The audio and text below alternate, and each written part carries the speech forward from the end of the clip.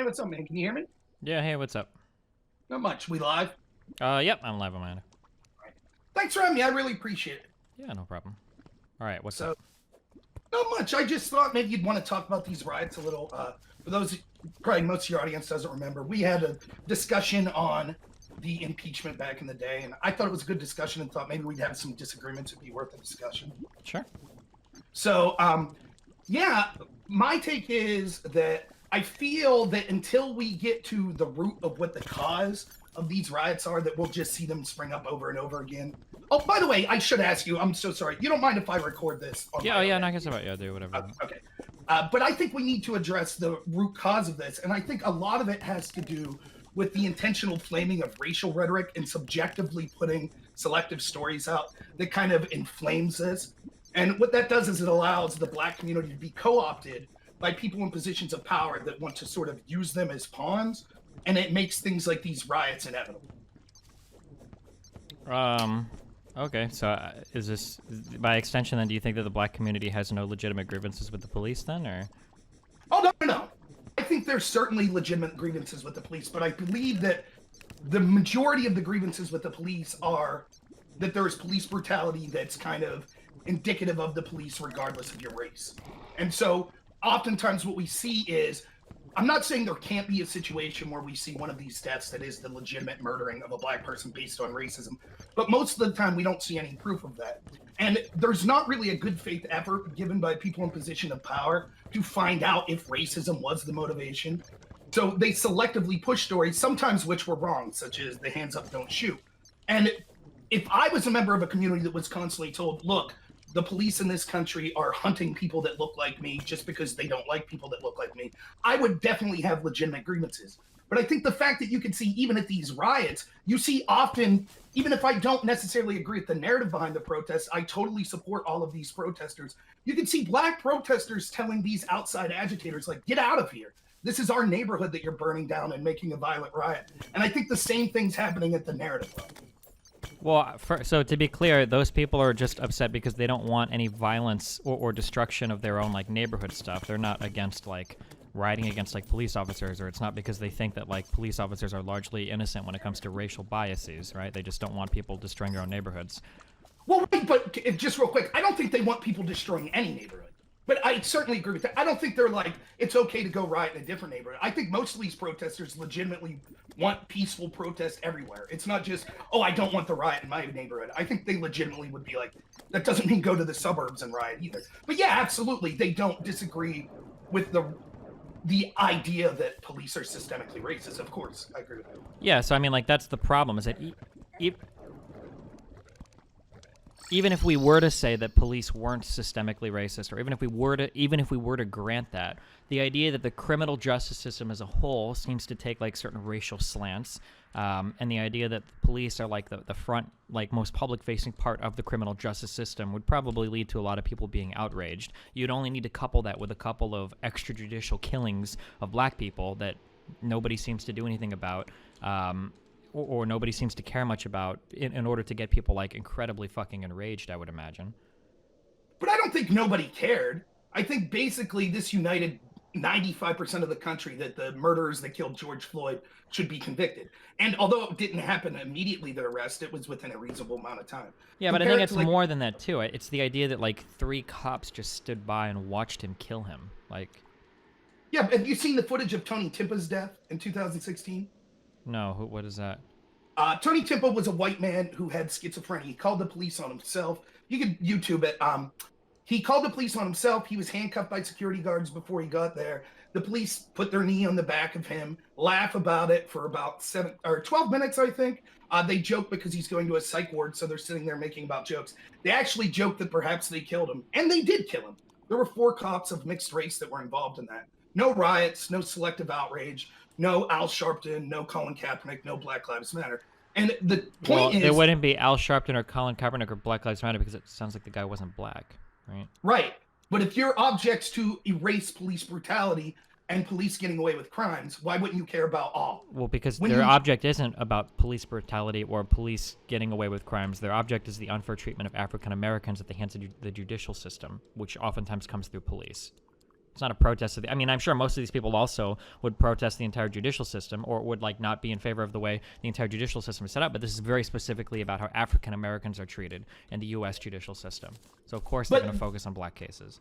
But what's the proof that the unfair treatment is unfair? Or even a better question, what's the proof? There have been like a number of studies like demonstrating that like black people are charged or sentenced for higher times for the same exact crimes committed, even with similar prior records.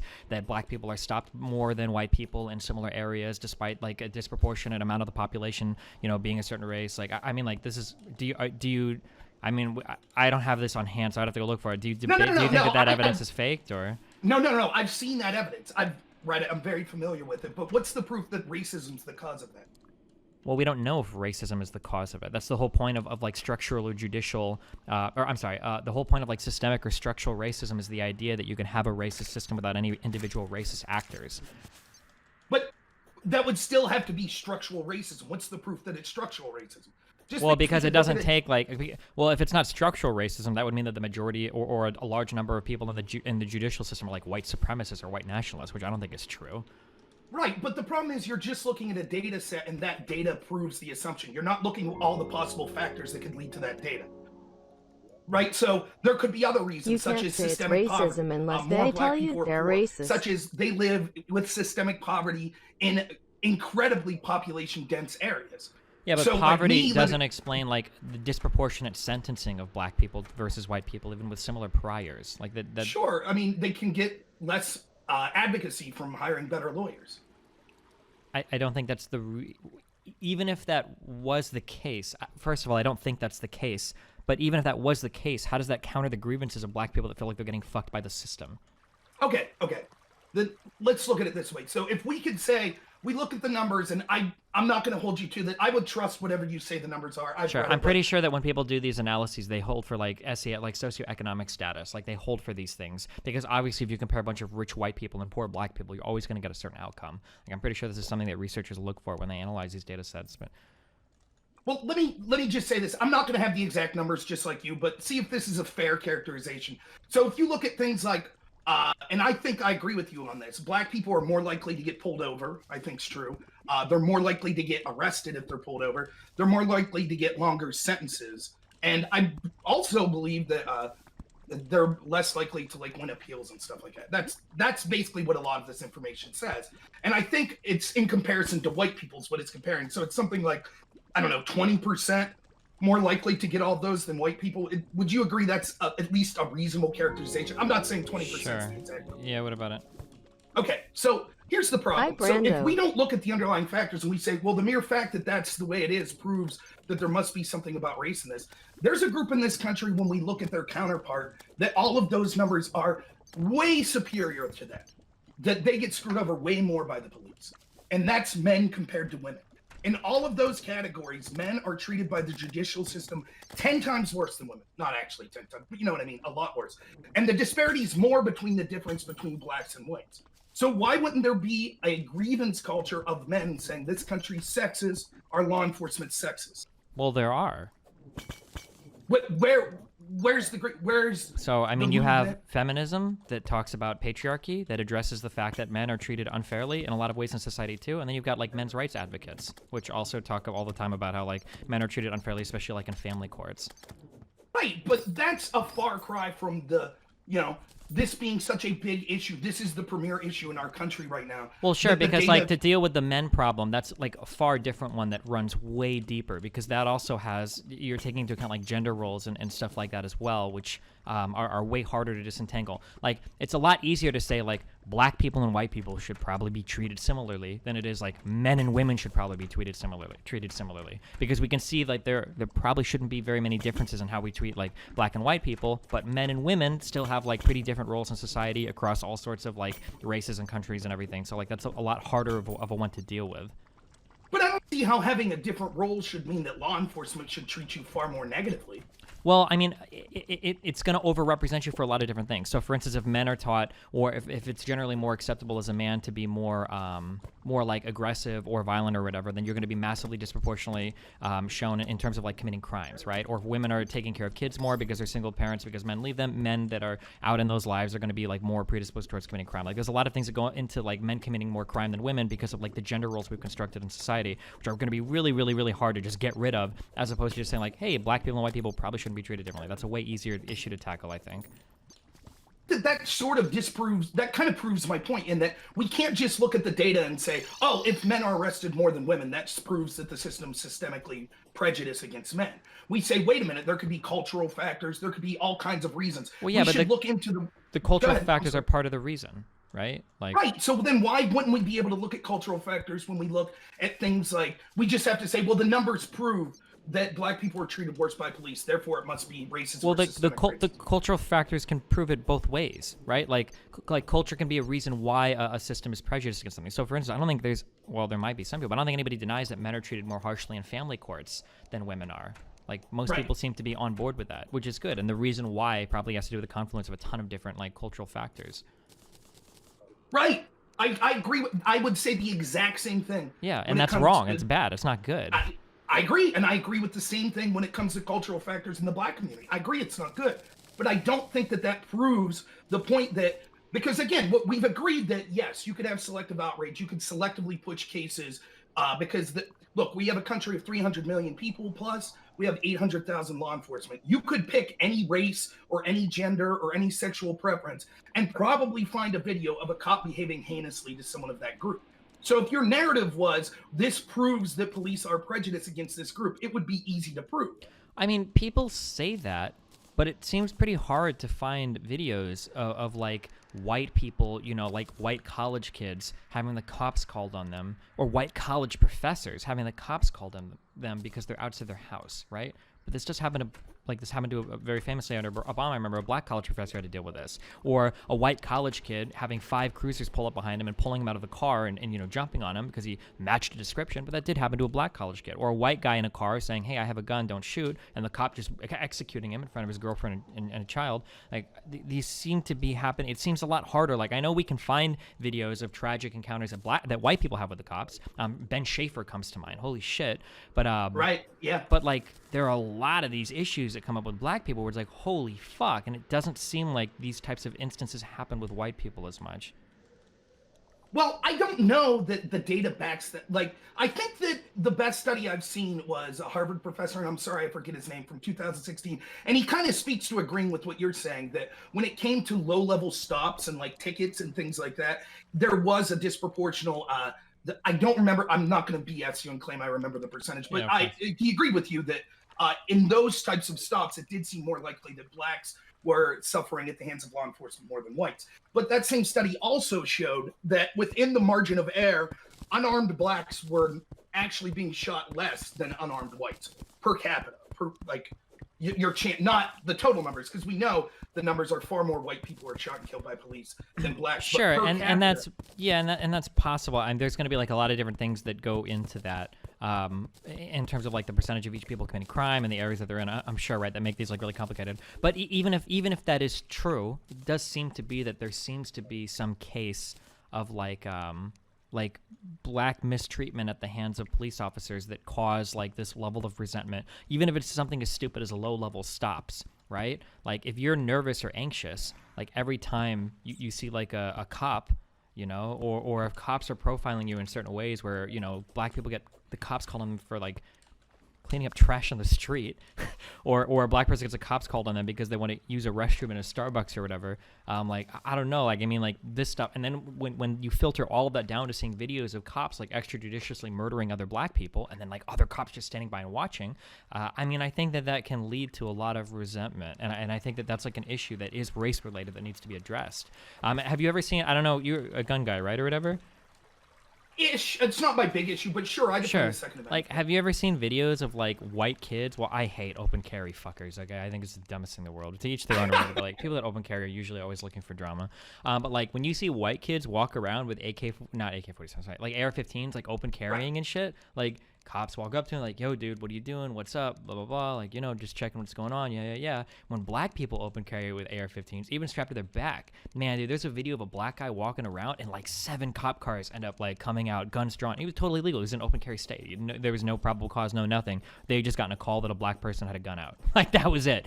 Like, man, I like, it seems like there are like very specifically like race issues that probably need to be addressed that go beyond just socioeconomic issues or anything like that. I think that, again, is there a chance that you could just be seeing that because it's selectively pushed in part of the narrative? We could agree, I think we're agreeing, that when it comes to the actual deaths, that's the case. That the media, it's just like the old adage that, like, if a white girl gets kidnapped, the media goes nuts. If some black girl gets kidnapped, no one cares, right? It seems the same way with these murders.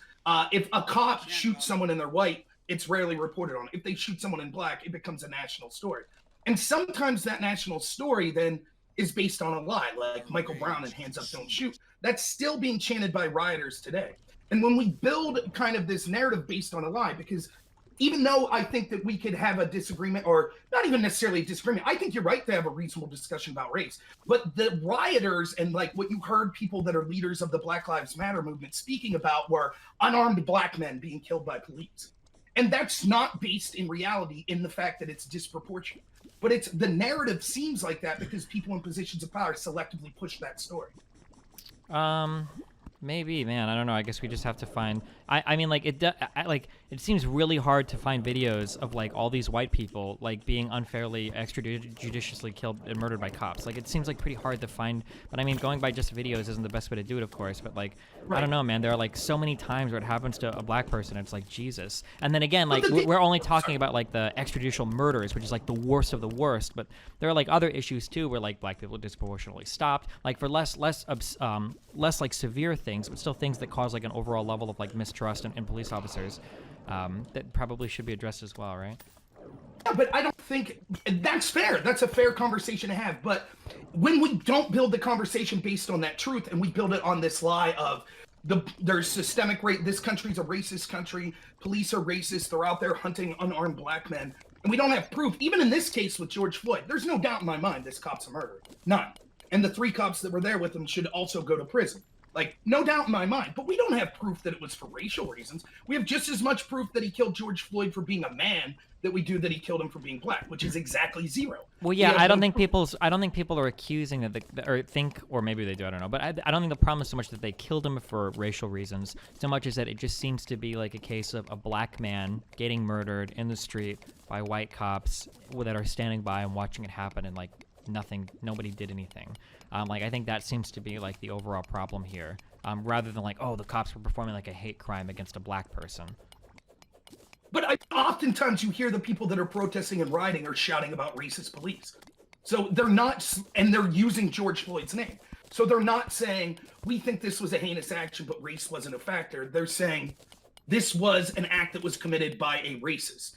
Well, and I guess that's one way to read into it. I don't know, but my takeaway is more just like this is like another killing of like a black guy at the hands of white police that like just seems like impossible. Like it just seems like something that would be so hard to imagine happening to a white person.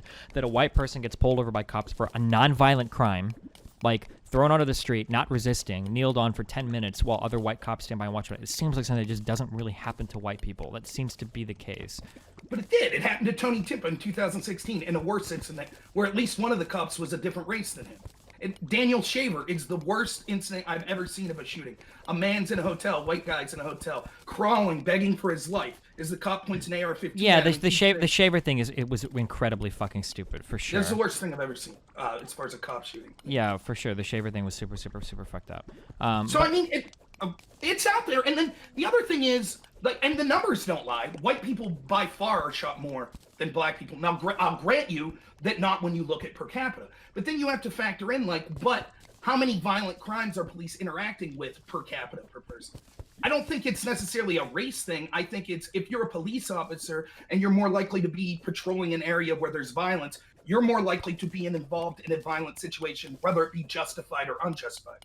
So, yeah, but that's kind of how it goes. So like, there's this weird data problem that we have where like, let's say that you have 2 cities or 2 city blocks. let's say one of them has a 51% crime rate and one of them has a 49% crime rate. And let's say that you've got to divvy up your police budget for the year, right? You only have so many officers and you have so many routes that you can patrol.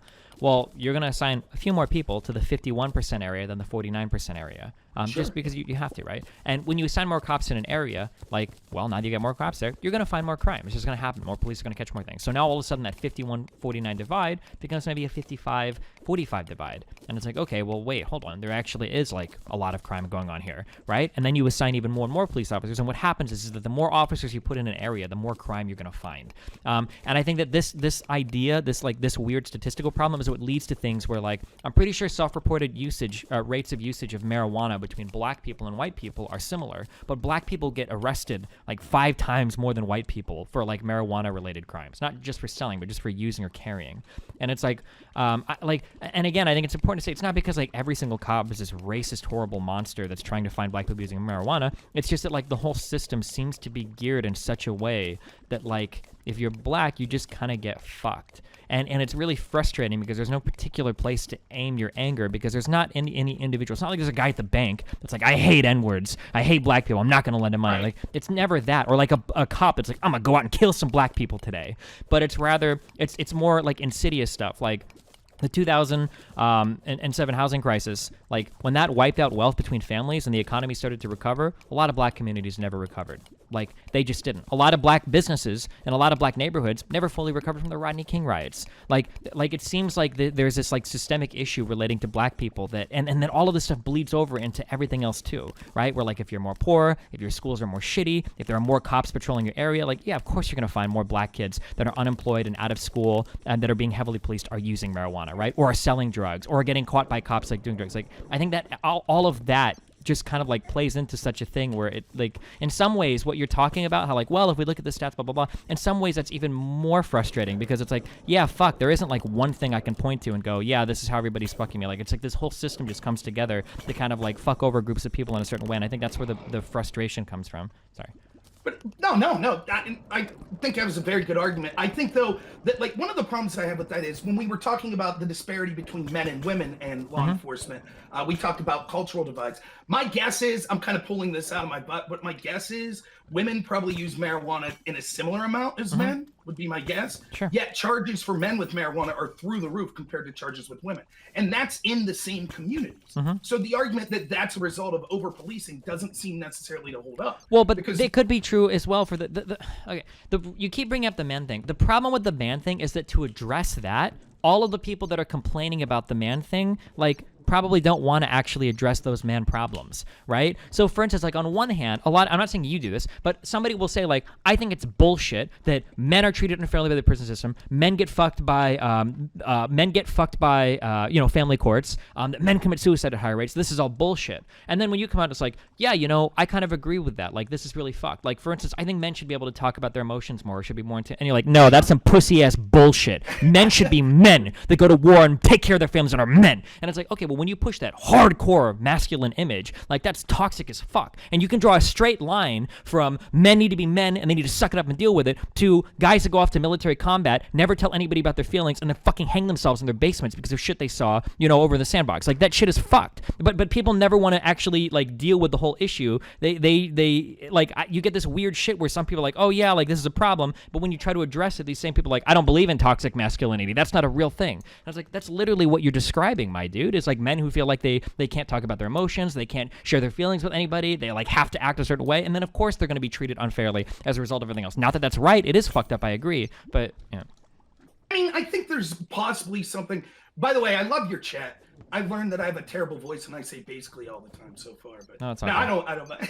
I don't mind at all. But no, but that seems possibly like victim shaming in some sense. So we're talking about police treating men unfairly, and you're like, well, that's because toxic masculinity. You could, if you made that argument with race, it would be absurd. If you were like, well, the police treat blacks unfairly, and you were like, well, that's because blacks have a culture where they're unafraid to talk about their feelings and they have to be uber masculine. No, I would make the same argument. Like, but the thing is, you have to ask why. Like, there are quote unquote good reasons, or there are reasons why police treat black people differently. Black people do commit more crimes per capita than white people in terms of violent crime. Like, black people are in areas that are more heavily policed. Like, black people probably are more likely to sell drugs. But the question is, why is it like that? Do we believe that black people intrinsically do it, or are there other like larger systemic issues at play that we need to address? Same thing as with men. There are reasons why men are probably treated more harshly in a variety of ways than women. But these are reasons where we can say like, well, why does this happen, and what can we do to change it? I agree. And so when we default to say it's systemic racism instead of looking at all the other factors, that's what leads to just accepting that at face value is what ultimately leads to then when you have people in positions of power that selectively push an issue or an incident, which inevitably it's going to happen. Cops are going to kill black people. They're going to kill white people. They're going to kill men, women. So when you just say, well, we've defaulted, the debate's over, it's systemic racism. Oh, look, here's a black man getting killed by the cops. That proves that there's systemic racism, and now we feel we need to riot. The problem is when you look at leaders then in the black community and you say, well, what are some real solutions that we could do to end this, to end the racism of police? They'll say things like, we need to tear down systemic racism. Well, what does that mean? That's not a real world solution. If we actually looked at things and said, well, what's causing these problems in these communities? What's causing the antagonistic relationships with police? Then maybe we could get to some real solutions. But instead, we're rioting right now because it seems like there's no solution. Yeah, I agree with what you're saying, but so would every single black person in America. The problem is that these issues haven't ever been addressed, and people keep ignoring that they even exist. Like, of course, black people in America are like, if we had better schools, like, our kids wouldn't be out selling drugs or shooting people up. But, like, conservatives make fun of shit like that. Like, we don't think we need to do anything about our schools. Our schools are fine. Or people don't want to change the way that property taxes are divvied up in districts around the United States for schools. Like, the problem is that, like, people talk about these smaller systemic issues all the time, but instead from conservatives, usually you just get, like, a pull yourself up by your bootstraps narrative, and you don't actually get any real change on any of this, right? Why is the DEA still treating,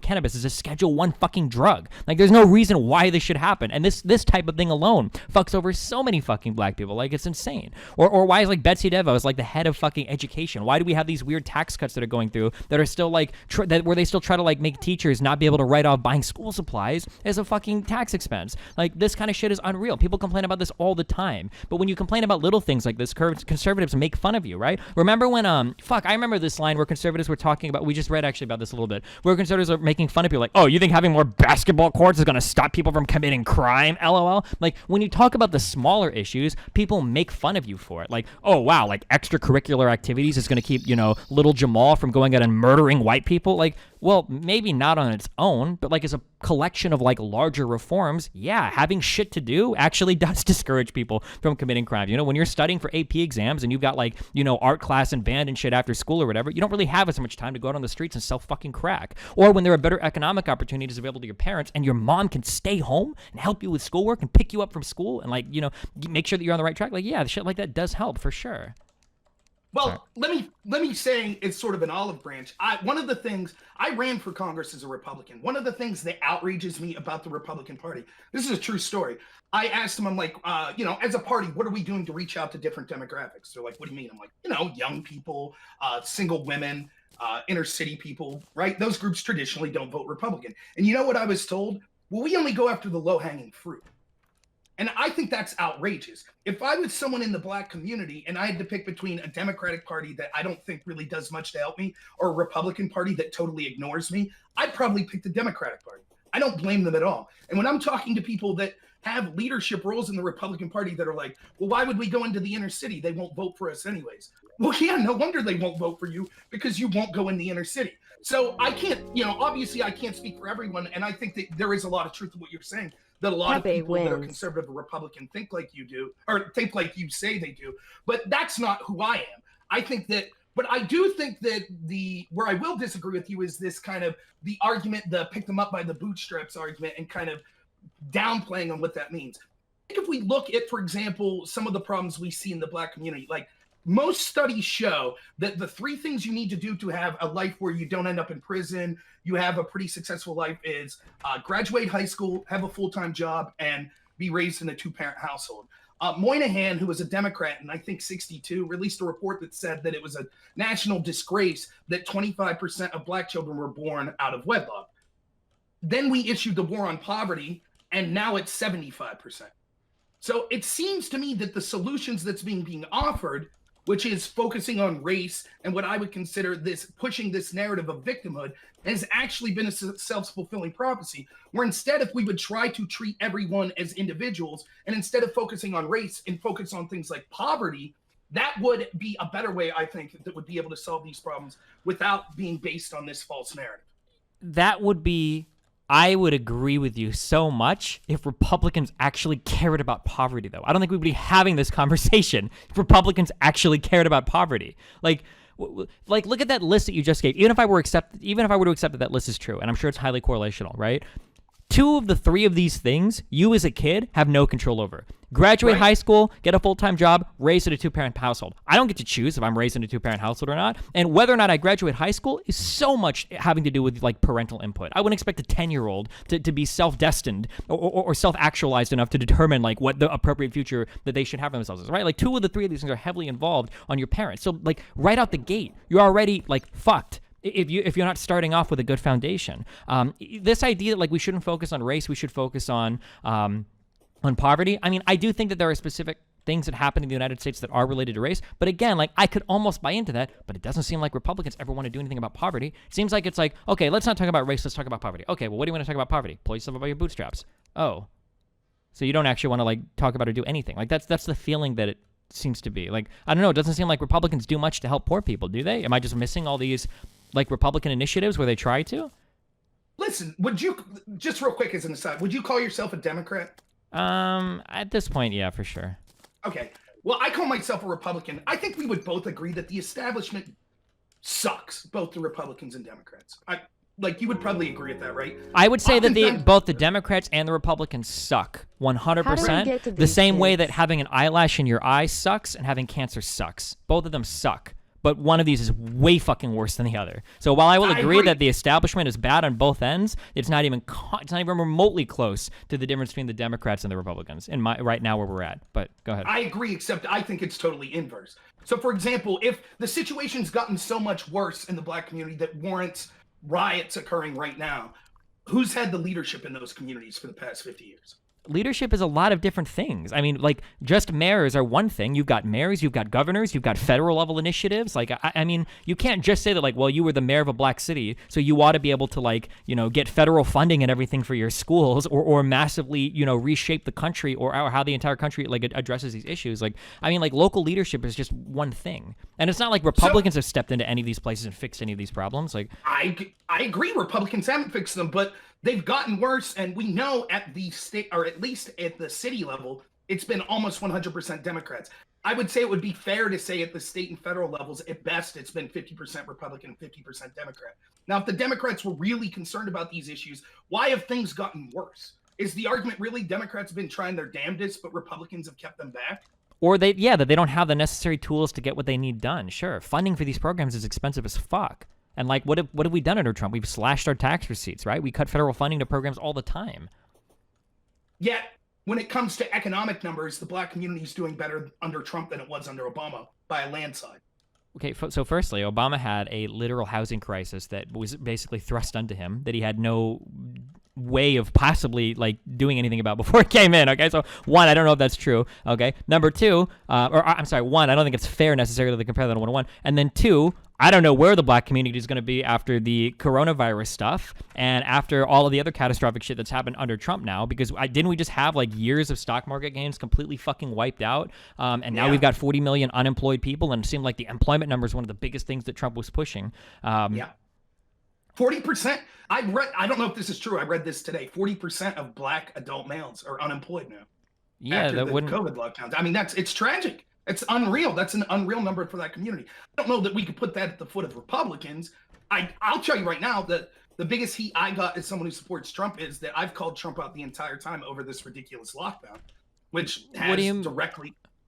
Go ahead. Sorry. So wait, do we just not lock down and just let not tens of thousands, because we're already at 100,000. We get millions of people die and not lock down anything, or? Where was proof that millions were going to die? Well, we literally have one of the most aggressive quarantine lockdowns in the history of our country, and we still lost 100,000. So my guess is going to be that, like, had we not locked down anything, it would have been not multiplicatively worse, but probably exponentially worse. That it would have been that the numbers would have easily been in the millions, probably. Like, oh, okay, well, there's the Imperial College data and the actual infected. It was based on a 2% infected fatality ratio. The CDC now admits it's going to be more like 0.25. Even in Denmark, a country that locked down, and everyone said, oh, see, Sweden's worse than Denmark without Sweden's lockdown. The director of health in Denmark admitted that they could have achieved their good numbers without a lockdown. So I don't see any proof whatsoever. Number after number. For example, we were told that Georgia and Florida were committing human sacrifices by alleviating the lockdown earlier. None of that happened. To be clear, I'm not saying that I 100% think a lockdown is the way to go. The lockdown was our only option after the failure of leadership of Trump. A much better way to handle things would have been to have massive amounts of testing ready to go as soon as China banned the travel thing, and the ability to do like contract tracing stuff. That would have been the superior way. But in lieu of that, because we didn't have that, because we had an absolute failure in leadership, the lockdown was our next step. We have no way to track infections. It took us so long to get testing out that, yeah, we had to do the lockdown because we had no other option. But even Dr. Fauci was saying in January that the COVID virus was nothing to be worried about. So were a majority of mainstream outlets. You had Democrats saying that Trump was racist and xenophobic for trying to stop flights boo from fucking China who. and First Europe. of all, I don't care what the Democrats are saying to Trump, okay? Right. Trump is the president. He's the leader. We elected Trump because he's a big businessman. This is what you do as a leader, okay? Don't cry because another business guy is calling you out. This is part of your job. So firstly, so anything about the whataboutism between Democrats calling him, xenophobic, blah, blah, don't give a fuck, okay? Also, there are good reasons to call Trump xenophobic, and he's explicitly done it over and over again. For instance, calling it the Chinese virus repeatedly over and over again. I think he even made another reference to that a week ago. But regardless of that, crying about who is xenophobic, blah, blah, blah, doesn't matter. The problem is that Trump did nothing between banning travel from China and banning travel from Europe. We sat around for 5 weeks while the world was brought to its knees by a global pandemic and did nothing. We just watched it happen. Then we banned travel from Europe, and then we're like, oh, well, fuck.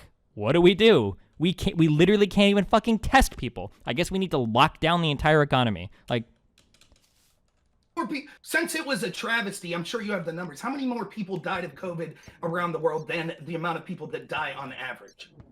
For example, in Italy, it was a disaster that after 3 months of COVID, 3,500 people had died.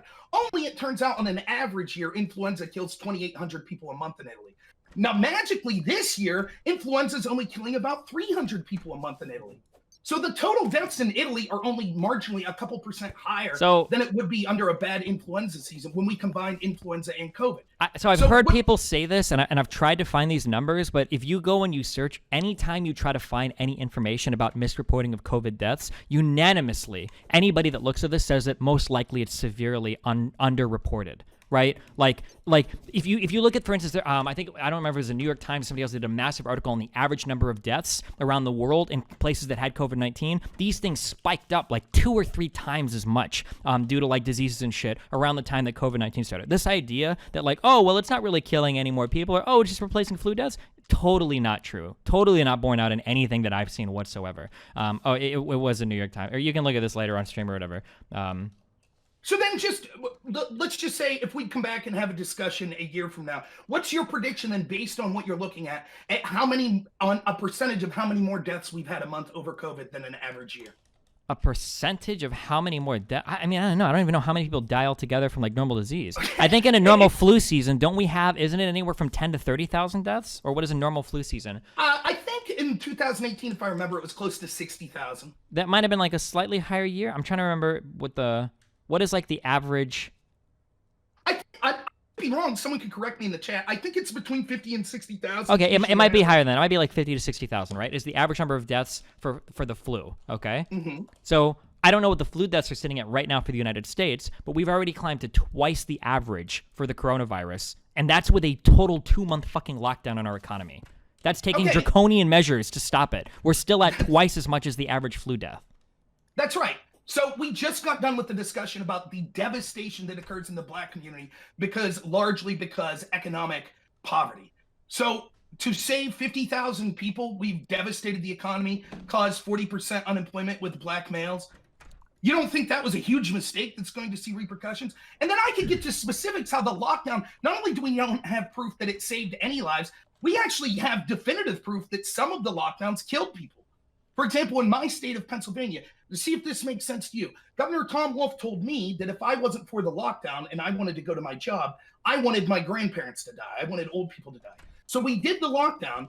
And what Tom Wolf did was he took COVID patients that tested positive for COVID and he forced nursing homes to take them. So he knew old people were the most vulnerable population, yet he forced old people to be in a situation where they were locked indoors with COVID.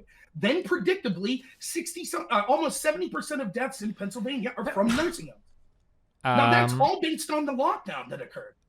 I just don't know about this. I would have to look into it. But like, regardless, like when you say, I don't know about the specific case of somebody locking in people with coronavirus patients, but when you talk about how like, well, just save 50,000 lives, my point is that we don't know how many lives we saved, right? We have no idea. Right. But like, there could have been over 1 million deaths from coronavirus related stuff had we not done a draconian level lockdown. Like, so you agree that number would have been higher, right? I think it would have, but I don't know how much, and that's the problem. See, I'm okay. I'm not a full libertarian. I'm okay with sacrificing some of my rights, but on the condition that the government be as transparent as possible and explain why the sacrifice of my rights is necessary and how it will make the situation better. Because we can all agree the idea that Joe Biden was pushing of not one death is garbage. We're not going to shut. Sure, no one cares about that. Not one death is stupid, of course. That's stupid. Right. So but like, if we're at 110,000, this will probably level out at around 130, 140,000. Also, you were comparing this with the flu, by the way. This is over the case of a few months for the COVID-19 deaths, right? The flu is the entire year. No, but the flu numbers are almost 5 months is the vast majority of all flu deaths. Sure. Okay. Yeah. Well, we've also got like a whole year to see if we get a second wave of coronavirus infections or anything, right? So, like. This number, if it would have been 200 or 300 or 400,000, right? If we would have had the economy open the entire time, there still would have been downstream negative impacts of economic harm caused by the coronavirus as well. Maybe not quite as severe as what we're at right now. Maybe more severe. It's hard to say. Like, but we don't have any. Like, when did it become that our rights and our economy? It's the burden of proofs on you to prove that it shouldn't shut down. So you're admitting we have no idea how many people could die. So we had no choice but to be shut down. That's absurd. That would be the equivalent of the government passing the Patriot Act. Well, we don't know if terrorists are going to get us, so we have to spy on you. That spying's necessary. But sometimes there are things that you just can't prove that you have because the proof of them would be horrible. There's a reason why we don't double blind test parachutes, right? Like, well, how do I know this parachute works? I haven't seen 10 people jump out of a plane with and without a parachute and see which one survived. Like, well, at some level, like testing something in and of itself is horrible. This idea that like, oh, well, maybe we should have kept the economy open. Okay, 1.5 million people died. Maybe we should have closed it. LOL. Like, I mean, you kind of have to make predictions and go with your predictions at that point. And the higher parts of the tail end of that data show that up to 2 million or 3 million people could theoretically die if we do nothing, right? That was the Imperial College study, which has been debunked thoroughly. What do you mean debunked? Hold on. Conservatives do this by the CDC. The CDC debunked it. They said that the projection of what it did was it took a model of how much it would spread, and then it said, and the infected fatality rate will be 2%. Nerd. The CDC says no. Now the number is 0.25%. And so that fatality number, but the fatality number could have been higher, could have been 5 or 10%. If more people are infected and hospitals aren't capable of dealing with the influx of people, then that fatality number climbs dramatically. Where is there any, was Sweden overran? Were their hospitals overran? I don't know how Sweden's hospital is doing right now in particular. However, one, Sweden has a socialized healthcare system, so they probably have the ability to allocate funds more effectively to deal with this. Two, Sweden has had higher death rates than I believe every other Scandinavian country that's dealing with the COVID-19 stuff. Right, but it's still far lower than those that had the biggest lockdown, such as the UK. And even Denmark admits, the Department of Health in Denmark even admitted we didn't need the lockdown to keep numbers this low. And the same experts... Well, I'm curious. Wait, actually, can you link me that? We can take a minute to find this. I want to see exactly what the Department of Denmark said. I'm really curious about this. Oh, I'm sorry. Yeah. I have trouble talking because I'm still at one. Yeah, no problem. I find that when these quotes are given by people, when I look them up, it's actually like, well, he said that we didn't need the lockdown, but in actuality, like what the quote ends up being is like the Denmark, the head of the Denmark CDC or whatever said that we probably could have taken slightly less aggressive measures in doing a lockdown, and perhaps after a month or two of it, we could have moved to contact tracing and social distancing. That it ends up being like a far more nuanced quote than just lockdown bad. That's usually what I feel like I find after I find the actual quotes themselves. Well, they did say, I will tell you this, they did say that they could have had social distancing measures that was successful that didn't require the lockdown. Let me see. I didn't have this saved on my computer. I didn't know we'd be talking about this, so I do apologize for that. Yeah, no problem. Let me see. I'll dig it up for you. Apparently, Norway, Denmark, and Finland aren't even accepting Swedes to enter their country because of the Swedish lack of lockdown, too. Is what someone in chat said. I don't know if that's true or not. I don't know. Most countries shut down significant part of their borders from other places. They didn't get called xenophobic either. It was weird. I've also seen this posted a few times, too, that there was a study saying that had the lockdown in the United States occurred 3 weeks earlier, that we could have avoided some 40 or 50,000 deaths as well. Although I haven't looked at the methodology for the study or anything. But so, okay, you want the... by the way, I could be wrong. It could be Finland that I'm talking about, not Denmark. Sure.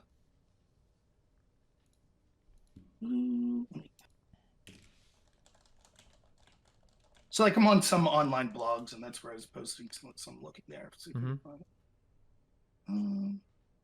But I do have another... It was Norway, I'm sorry. Sure. Do you have Google Translate? You can Google translate translates everything automatically. Yeah. Okay. I'll put it in the Discord here. I just sent it as the message to you, but it'll be in Norwegian. All right. Hold on 1 second. Yep. Did you get that? Yep. Okay.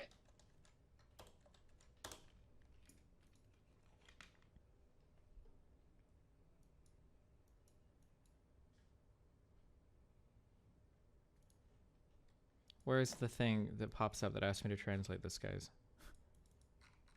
I think I have another copy of it that I think it's the exact same article from a different... If you'd like me to send it, it's... oh, never mind. Hold on. I got it. Okay.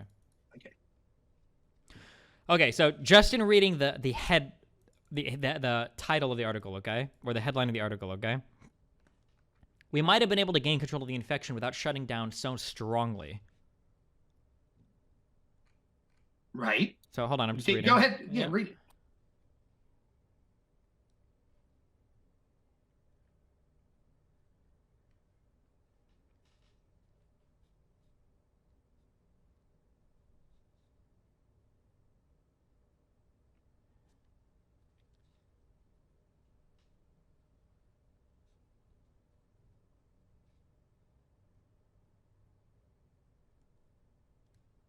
Does not mean that we do not stand by the advice we gave now, given the knowledge base we had at the time. Our assessment now, and I find that there is a broad consensus in connection with the reopening, was that we could achieve perhaps the same effect and avoid some of the unfortunate effects of the ring by not closing, but by keeping open with infection control measures. So This is something that I don't necessarily disagree with. However, we couldn't do this in the United States because we didn't have testing. So we had zero infection control measures because we couldn't test. But you don't need... I don't disagree that testing would be better, but we don't need... For example, this was my recommendation.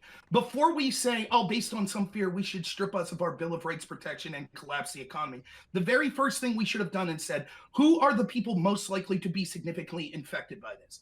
And I think even a layman like me could understand, probably the very old and people with comorbidities, right? So the very first thing we should have did was keep the economy open and direct all of the resources we could to making sure those people got testing, got PPE, had shelter, had places. Was there failure of leadership on Republicans and Trump with this? Absolutely.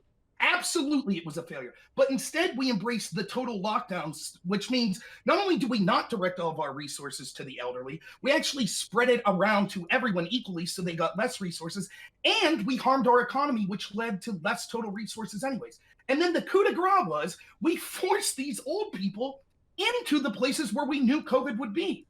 And now we see that it's countrywide. I believe it's 48% at this point of all deaths are in nursing homes. And worldwide, those numbers are very similar. That was, even Sweden admits, the big mistake we made was not properly dealing with nursing homes. We were so focused on lockdown everything that we stripped people of their rights, collapsed the economy. Wait, even who said that? Who said that? Sweden's admitting that they needed, that a huge mistake they made was not properly dealing with nursing homes. Wait, okay. Sweden explicitly didn't lock down their country, though, right? Right. And they're saying still the mistake they made was they didn't do enough to protect nurses. I agree. And let me give you another example. So Neil Ferguson, who did the Imperial College model, the 2.2 million Americans would die model. So he's famous because he predicted, I believe in 2003, that the bird flu would kill 15 million Brits. It killed 155 over a 5-year period. He predicted that hundreds of thousands of people would die of mad cow disease, so they slaughtered 6 million cows and sheep. The number ended up being about 200 people. But that's the guy whose model we accepted. Now, when he finally released his source code for the model, scientists in Uppsala University in Sweden used that model and put in the data from Sweden to apply. I'll send you. I don't understand what obsessing over one bad model has to do with any of the broader arguments here. Just made because your argument for the lockdown was millions could have died. Well, there was only one model that said that, and it was wrong. Okay, but so right now, you agree that we have taken some of the most extreme measures imaginable over the past 2 months, right? Yes. You agree that over 100,000 people have died from COVID-19, right? I don't know. I can't trust the numbers one way or another. It could be more or less than that. Okay. I don't know. So if we know that around 100,000 died, and we know that that was even with insanely draconian measures in place, you don't think that number could have been far, far higher if we did nothing at all? But there's no proof. For example, you said we waited too long, correct? We waited too long for testing, correct? You said sure. That. Okay, so the lockdown would only save lives if it was done in time. Now, if we waited too long for testing, we didn't do the lockdown, and we also waited too long for it. So where is the evidence? Because here's the problem. We could compare like Sweden to any other country, and Sweden's per capita death toll is like twice as much as every other neighboring Scandinavian country that like had lockdown measures in place. Like, who's to say that our thing wouldn't be higher as well, in line with what Sweden's death toll was? But even Norway admits that they didn't have to lock down to do this. And still, why does it matter that they're close to the geographic location?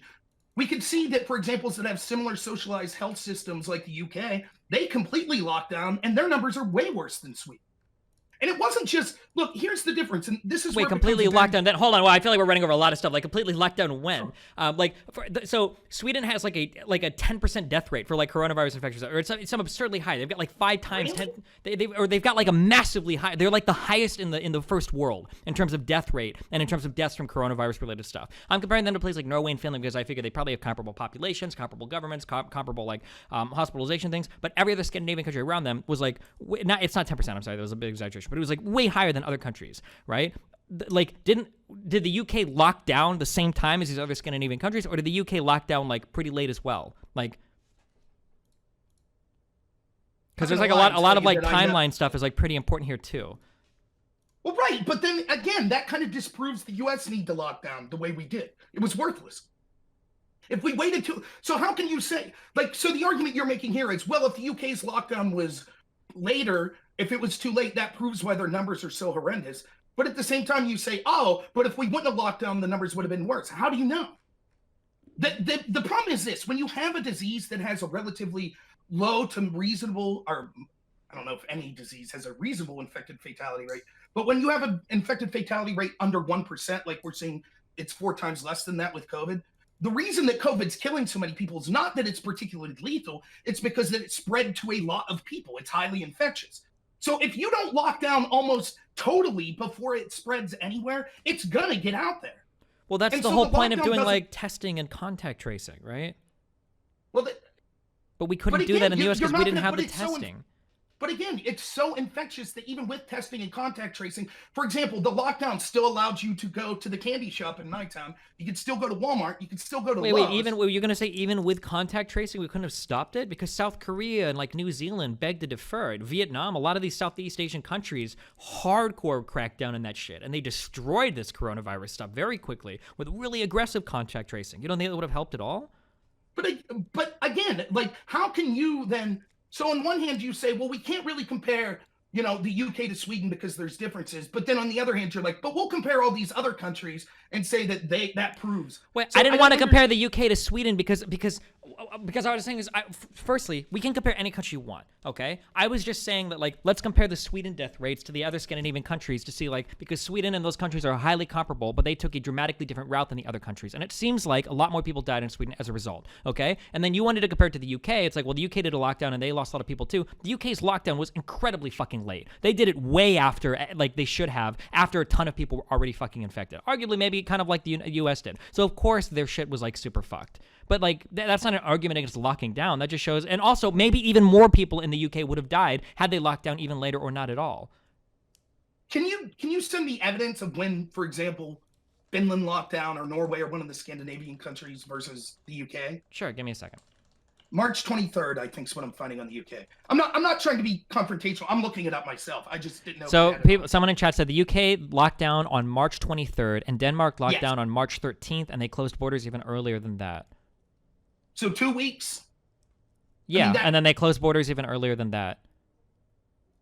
Okay, but again, closed borders to where? Places like China, I'm assuming? Or I mean, if they're not even allowing Swedish people in, it sounds like it's a little bit more aggressive than that. Okay, but so at least one of the policies that Trump tried to take, which again, I think he was an abysmal failure because he endorsed these lockdowns that were a disaster. But one of the policies he tried to do was to lock down the country. And that was roundly met with criticism at the time. Why does that matter? Wait, why do you bring that up? Because the argument seems to be, well, there was a failure if we would have listened to other people, but there was no one else everyone was agreeing that was the wrong decision at the time. Okay. This is like this really weird, like Republican, like side argument. Fuck lockdowns, okay? And fuck travel bans. The problem was that we knew there was a problem when we locked down travel from China. And then we did nothing for 5 weeks. So all we're doing now is like worst case fucking scenario, like lockdown, like trying to pick up the pieces afterwards. It's like complaining that a guy gets a massive cut on his fucking arm and he leaves it that way for hours. And then eventually you have to tie like a tourniquet around it and then amputate it. And we're complaining about like, well, this is bullshit. He's losing his fucking arm. Like, well, yeah. Well, but it's because we had a tourniquet. Well, tourniquets are bad. You're cutting off circulation. Now the tissue is going to die. Well, yeah, but it's because we waited so fucking long. Like that's all we had left. This is the problem, is that the failure in leadership that has consistently been delivered by Trump has led to these draconian measures that suck. Nobody wants to do a massive fucking lockdown. Nobody wants to do a quarantine. Nobody wants to do massive fucking travel bans. But that's all we had left when Trump wasn't able to get our CDC in line, our NIH in line, in order to get like hospitals the equipment they needed to deal with COVID-19 patients and to do the testing and contact tracing we needed to do. That's the problem. Like arguing about like, is the travel ban effective? Is the quarantine effective? Blah, blah, blah. These things suck. They probably help a little bit, but not as much as they could because we're already fucked at that point. Now it's damage control, not prevention of like an epidemic, spreading. Yeah, but using your own example, it's like we lost our arm, so we said, I know, we'll cut the other arm off with these lockdowns. Okay. If the arm's already lost, why are we cutting another arm off? Okay, here's something I'm curious about. Okay, sure. So this is something that I'm curious about. Once let's say that we start reopening the economy in all of these states, and we start finding that there's a massive second wave of infections, and we lose another 100,000 people. Do you think at that point it's like, okay, maybe the lockdowns did do something, or? I guess we'll wait and see what the evidence shows. All evidence has spoke to the opposite of that right now. But I guess haven't there been so many places that have like opened up or done things, and then like 2 weeks later, they're having like the most infections ever recorded? Like, hasn't that happened like a couple different times across the U.S. in different areas? Like by proportion of like they had 7 before, and then it went up to 12 and things like that. I mean, look, they said that Georgia and Florida were going to be corona capital centers, and it was the exact opposite. Florida has a higher population density than New York, and yet under the idea of having as limited of a lockdown as possible, it's doing worlds better than New York. Wait. And it's because... Sorry, go ahead. Florida might have a higher population density than New York, but there's no way that any individual city in Florida has a higher population density than the city of New York City. That's true. That's a fair... But also the average age of a person in Florida is much higher than the average age. Also, I'm sorry, wait, hold on. Okay, and then also just because I had to check that because that sounds unbelievable because New York is so small. So based on estimates, that equates to 353.4 people per square mile in Florida, which makes it the 8th most densely populated state in the U.S. In New York, so we're going from 353 people per square mile. In New York City, the Democrats in New York City, it's 26,403 people per square mile. Yeah, that's a fair point. I won't deny that, but I believe that there is far more elderly people, for example, in Florida. And at this point, I could at least say, I think in Pennsylvania, the numbers are this. Your chance of dying for COVID, if you're under the age of 80, there have been less people under the age of 80 that have died of COVID than over the age of 85. So it's basically uniquely killing very old people. Well, which is tragic. So it's old people, it's people with diabetes, it's people with heart disease, hypertension, like, which are things that a lot of numbers, though. It turns out that that's not really the case. Yes, comorbidities do drastically increase your chances of dying from COVID, but the number one factor seems to be being old with a comorbidity. Sure, yeah, so that definitely hurts, sure. But, like, let's say that what you're saying is true, right? If 50 million people in the U.S. end up getting infected, right, and our death rate is 0.2%, like, that's still like a decent number of people dying, no? Right, but that's why instead of shutting down the entire economy, what you do is protect the most vulnerable. The lockdowns directly led to us not doing that. Here's why Cuomo and Whitmer and Tom Wolf, here was their excuse for why they forced COVID patients into nursing homes. They said, well, we're afraid that our hospitals are going to get overran, so we need to keep our hospitals empty for when younger, healthier people come in so that they have a better chance of living. So we'll just put these old people in nursing homes and leave them deal with it. I mean, that's horrific. That's wait. So would putting all of the old people into hospitals had been better, and then you just have the hospitals full? Or like, this sounds like a lose-lose. No, but why would you intentionally put them in a place with other healthy people that are the most likely to die from the coronavirus? Okay, hold on. Okay, let's take a few minutes. What is this happening? Can I? But you want me to send you evidence of? Or I'm just curious, like this idea that like all the old people were just shoved into nursing homes and that's why they all died. Right. So Cuomo, Whitmer, Tom Wolf, all of them had policies directly from their Department of Health that said that if you were elderly and you had COVID and were stable, you were put out of the hospital and back into the nursing home. All of them. In fact, there was a big scandal here in Pennsylvania because the Department of Health Secretary Levine, said that, oh, everyone will get testing in the nursing home. Your family's safe in a nursing home. And then she took her mother out of a nursing home. And then there was hardly any testing that was done in the nursing homes. And it came out that all of a sudden you had physicians coming out saying, this is a tragedy. The Department of Health in Pennsylvania is basically forcing old people back into nursing homes. And they're not providing the assets that will allow those people to be isolated properly. In fact, one doctor said specifically that the nursing homes were asked, the way to deal with this, instead of offering treatment, was to ask the old people, do you want resuscitated if you go unconscious? I mean, that's unconscionable. And that's what the lockdowns led to, because our fear was so much, the hospitals might be overran, that we actually put the most vulnerable people in the worst position possible. So this sounds like things that happen literally in the most populated places in the U.S. So I'm trying to find articles on this. So it sounds like this is one that they started to do in New York as hospitals started to fill up. But the hospitals never got to capacity. Remember, Cuomo famously said, we need 10,000 respirators, and if we don't have them by tomorrow. Remember, they sent that ship in because they were like, hospitals are overwhelming. They never did. And so they, under the fear, the same fear that led to the lockdown, under that fear of we have to keep hospitals empty, they basically sentenced people to death. That's what having this, so how can we say the lockdown saved lives? And then when you look in places like Pennsylvania and New York, it turns out that sometimes upwards of 70% of the people dead are from nursing homes. So you had these governors that said, we have to lock down or you want old people to die. Wouldn't the majority of people dying be from nursing homes anyways, because this is something that impacts older people regardless? Like, is there actually, I'm going through this article to try to find this. So apparently there hasn't been any evidence yet that like people in nursing homes are dying. But states are increasingly turning to nursing homes to relieve the burden on hospitals and taking COVID-19 patients considered stable enough to be released. Although there is no evidence so far that the practice has allowed infections to spread in nursing homes, many resident advocates fear that it is only a matter of time. Has this actually come out that tons of people in nursing homes are having infections spread to them from COVID-19 patients?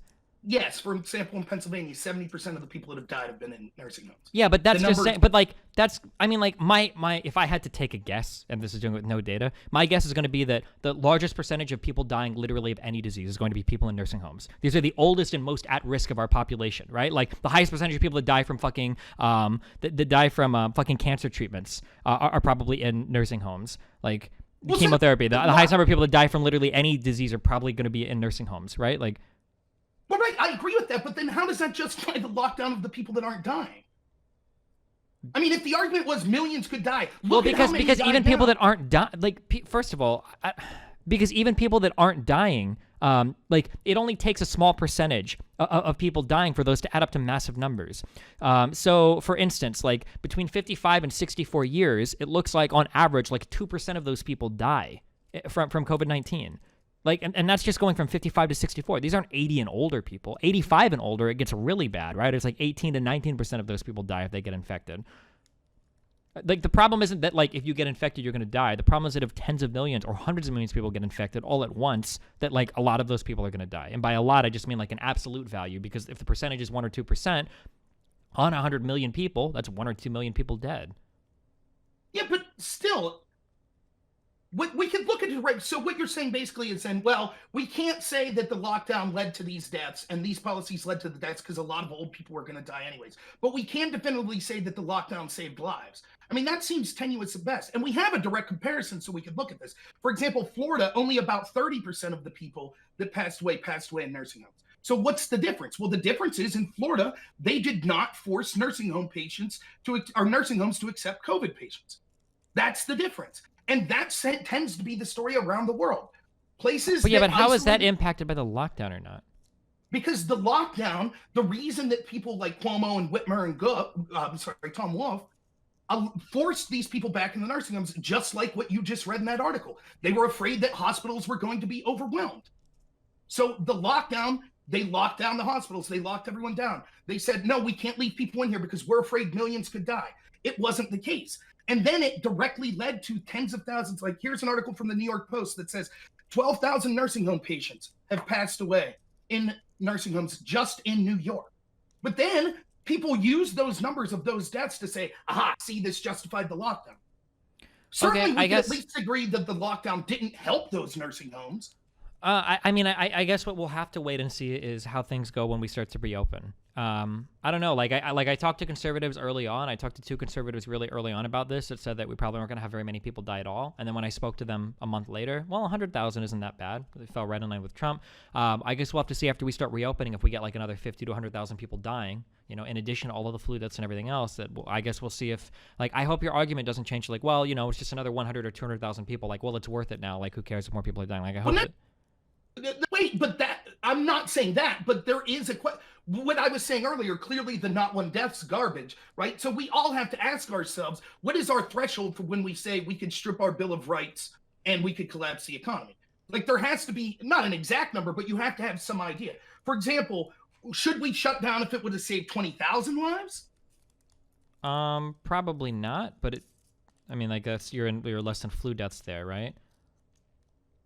Yes. So what about flu deaths? 50,000. It doesn't matter. Like, we could go back. Here's the point, and maybe you could agree with me on this. I think that our leadership, Republican and Democrat across the board, failed miserably. I'm against the lockdown because I don't think that the burden of proof should be, we're going to take your rights away and collapse the economy with no proof that it will help things. None. And in fact, we can now see in many cases, at least in these nursing homes, it directly made it worse.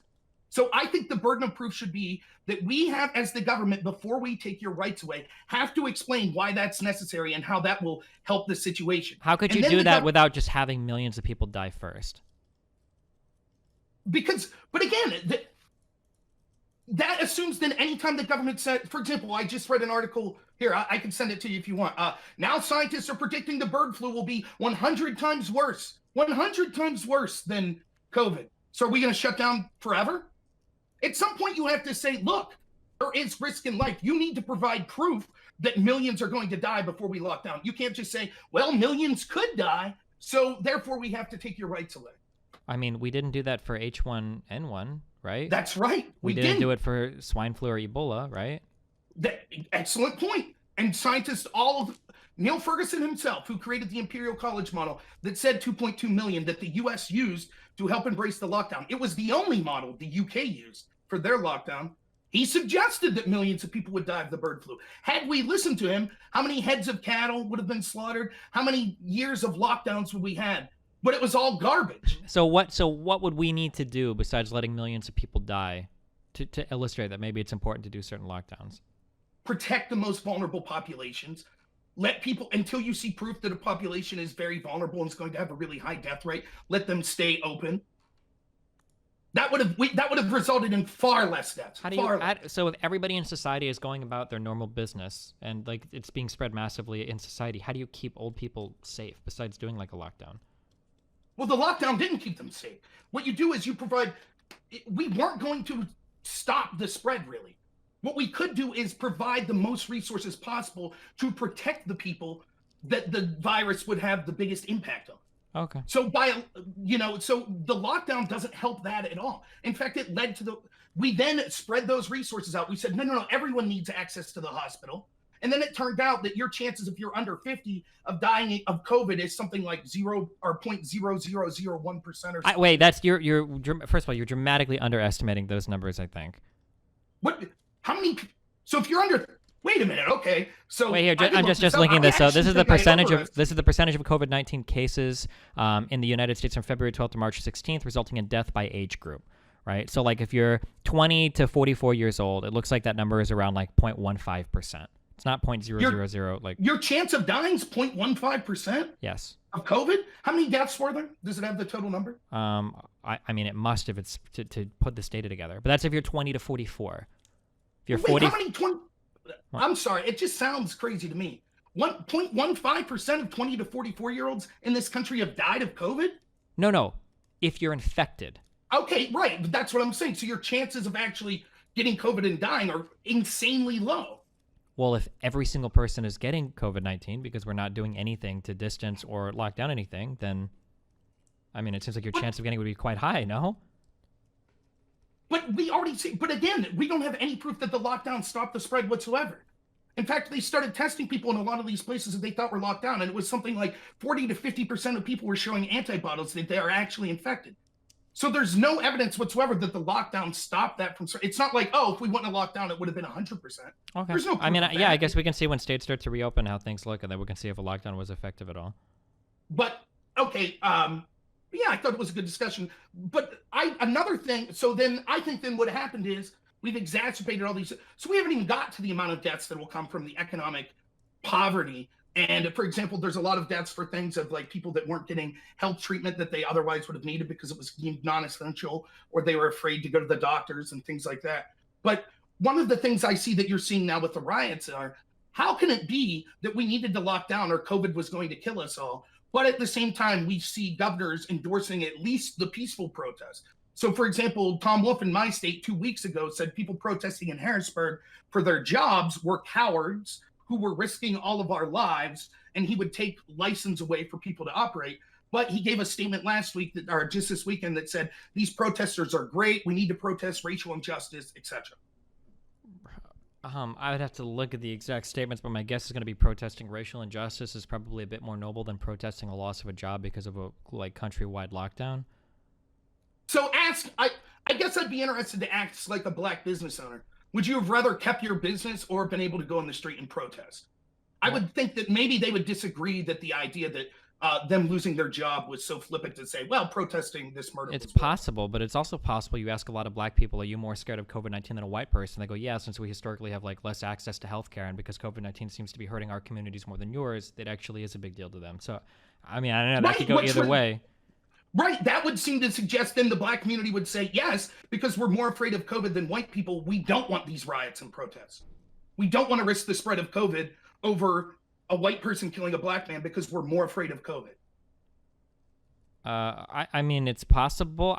These things are very loosely related. I mean, I don't think anybody necessarily wants there to be massive riots or anything. But I mean, this killing just happened. People are at their homes. It's a perfect storm of things that have come together. The coronavirus shit sucks. I mean, people are outside wearing masks at least. At least they're in outdoor environments instead of indoor environments, so hopefully the spread will be less. But I mean, I guess we'll see if there's a massive spike. It might be that if there's a fuck ton of infections that result from all the protests, maybe people are oh yeah, maybe these protests were a bad idea. I mean, I don't know, but I mean, obviously protests and riots are things of passion and shit related to certain moments. It's probably a lot harder to get people together to riot. Okay, come back in 2 months, guys. When the quarantine is over. I agree with that, but that doesn't mean that our leaders should, on one hand, say you can't go to work, you can't go to church, you can't protest the lockdown for your Bill of Rights, or you're a monster that wants to kill people, but you can protest a cop that killed someone in Minnesota. Sure, maybe. I mean, I think that people should be trying to keep themselves as safe as possible, during the protest. Sure, masks and everything are probably pretty important. I think getting infected in outdoor areas is a lot harder than getting infected in indoor areas. But I mean, yeah, people should still be cognizant of that. Sure. I mean, yeah, but that's probably true. But again, look at what Wolf and Governor Whitmer said about the outdoor protest about the lockdown. They didn't say, "Oh, it's outdoor, just wear a mask." They were no, you're risking everyone's lives. They won't say that. And again, that gets back to my original point. The reason I bring it up is because this is such a racially charged thing that's been selectively pushed, in my opinion, people are afraid to actually say what they other, like, for example, let's assume that Governor Whitmer's really like, my God, these protests could spread COVID. She ain't going to say that. There ain't a chance, because she's afraid that that would be deemed saying you don't care about this black man dying. So now the leadership of that state has to say, oh my God, we're afraid that these even the peaceful protests are going to spread this virus, but we have to bite our tongue and go against science because we're afraid that we'll look bad. I mean, I don't know what people, I haven't followed like what every person's statement is on the safety of the protests, so I don't know off the top of my head how many people have talked about like fears about coronavirus spreading in relation to protests. I don't know.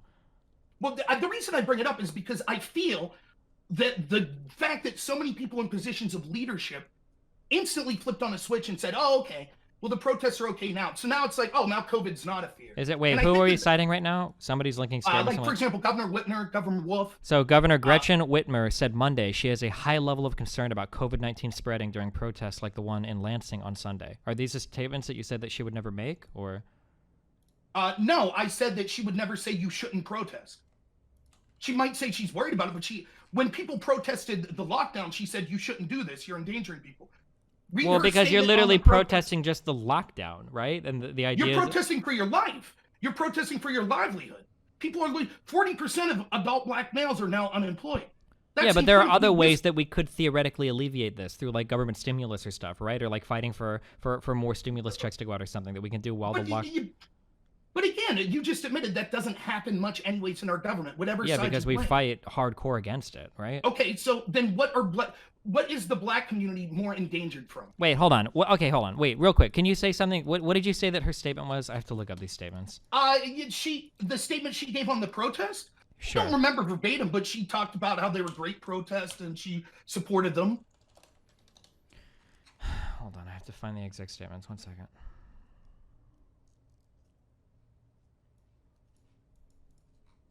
Wait, Brandon, what is your problem? This guy in chat is really mad because he's saying that she hasn't made like any of the statements that. Here, I found an article. Okay, Brandon, I guess if you tell me what he said, I'll try to address it. Hold on 1 second.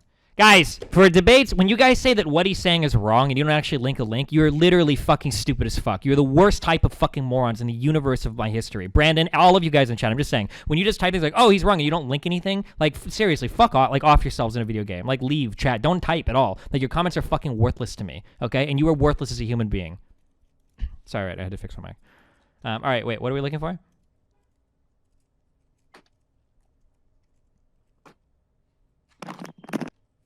Okay, I'm back. I'm sorry. But... Somebody is saying that she never said the protesters in Michigan shouldn't protest. Okay, I'll see what I can find. So here's her statement. I'll just read her statement from the protests here this weekend. Governor Whitmer is calling for communities to designate areas for people to peacefully protest, some turning violent. She issued a statement Saturday, May 30th, asking the public to protest peacefully, but also adhere to social distancing. The First Amendment right to protest has never been more important, and in this moment, so what is she? So has she told people protesting the quarantine not to protest? Like, is she being hypocritical here? Yes. Okay, find me those statements just so that I can see it. Sure. Sure.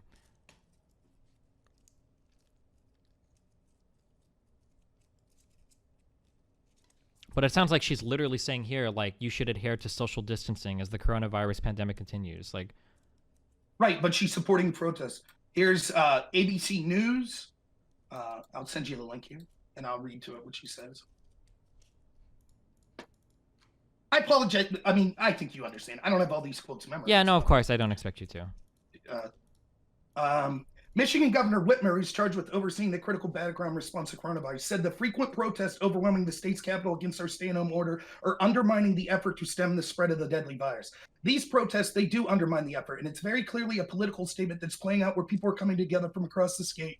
They're congregating. They're not Wait, wearing she's masks. literally... Okay, this is why I have to ask her quote. So she's literally saying the exact same thing about these protests as she did the other ones. Her quote, while I respect people's right to dissent, they need to do it in a way that is responsible and does not put others at risk. And then her quote about the current protests going on is, it is crucial to those who choose to demonstrate to do so peacefully in a way that follows social distancing guidelines to protect public health. So it seems like in this case, her statements are completely consistent. These protests, in a perverse way, make it likelier that we're going to have to stay in an in-home posture. The whole point of them, supposedly, is that they don't want to be doing it. And that's why I'm asking everyone with the platform to call on people to do the right thing. These have been really political rallies where people come with Confederate flags and Nazi symbolism and call for violence. This is not appropriate in a global pandemic, but it's certainly not an exercise of democratic principles where we have free speech. This calls for violence. It's racist misogyny. So people that were protesting her, she said, oh, this is bad. You're more likely to spread the disease. Compare that to the First Amendment right to protest has never been more important. In this moment, when it's still bad. Okay, hold on. So we've moved this goalpost like so hard. So firstly, she disagrees with these protests, but she agrees with the other one. That's fine. People can I agree with some protests over certain things. I think other protests are stupid. There's nothing wrong with that. But she explicitly says that if you're going to protest, make sure that you adhere to certain guidelines so that you don't spread COVID-19. She said that about both protests. Right, but she called for people to not, she said, and I'm quoting,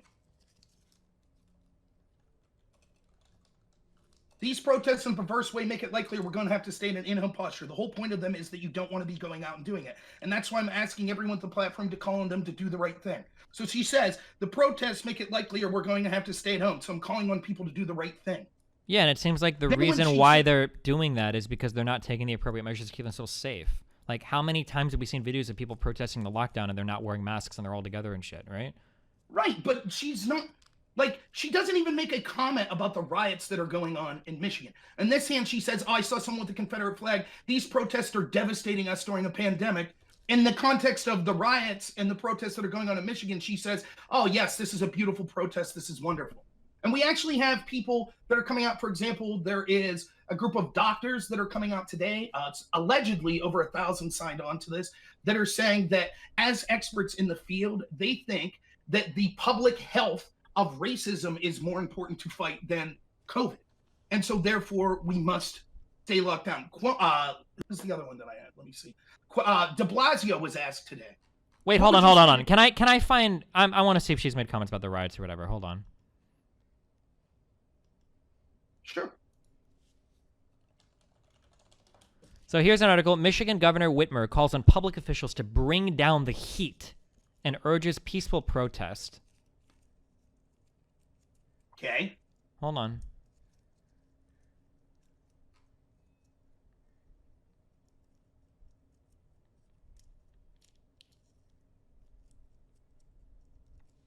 To the overwhelming majority who have taken to the streets and protest peacefully, I hear you. I see you, I respect you, and I support your efforts to enact real structural change in America. When I see some of the things play out across the state as soon as it gets dark, I'm very troubled by it, because it's by and large not the peaceful demonstrators who are upset about George Floyd and all of our nation's history about police brutality. There's people with different agendas who are abusing someone else's pain in order to inflict damage on the community. Sounds like these are pretty bad statements about the rioters that she's explicitly making. Yes, but she didn't, the context of what she said to the protests about her policies and lockdowns, she said, these are racist white supremacists. They need to do the right thing. This isn't appropriate to have this sort of protest during a pandemic. That's what she said. Okay, hold on. So the original argument, the reason why we're talking about this is because you said that Whitmer was saying that these types of protests shouldn't occur at all, and she was talking about social distancing and whatnot, but she hasn't done the same for the current protests that are occurring. But that's not true. She said the same for both. She disagrees with the messaging behind one protest, and she agrees with the other. There's not a problem with that. No, I said that she was saying that the protest of the people protesting her were likely to lead to deaths, the way they were handling. She did not say that with the protest here. She said they were likely to lead to deaths, or she said it was likely to increase the lockdown because of more people getting infected? She's... Like, I feel like we're kind of selectively quoting this. These protests undermine the effort. It's very clearly a political statement that's playing out where people are coming across the state. They're congregating. They're not wearing masks. They're not standing 6 feet apart, and they go home into community. Now, did she say even the peaceful protests, they're not wearing masks, they're not standing 6 feet apart? She didn't say that, did she? She said, oh, I support these protests. Please engage in social distance. So in one, she's saying these people are undermining our health. And the other, she's saying, I support these protests. I hope they do things good. Well, she probably called on it more explicitly on the first one because it's ironic that you would protest to end the lockdowns, but because you're doing it in an unsafe way, you're probably going to cause the lockdowns to be extended. So the comment seems more appropriate there. But even in the ones about the current protests, for the race-related stuff, she's encouraging people to adhere to safe guidelines. I mean, like, it seems like the messaging is pretty similar between both. It seems clear to me that you see, for de Blasio today, he was asked point blank, do you think, what would you say to someone that's upset they couldn't go to church, but that it's okay to go out to these protests? And he said, I think that protesting 400 years of racial injustice is a little more important than, I can't remember the exact quote, but to that effect. Hold on.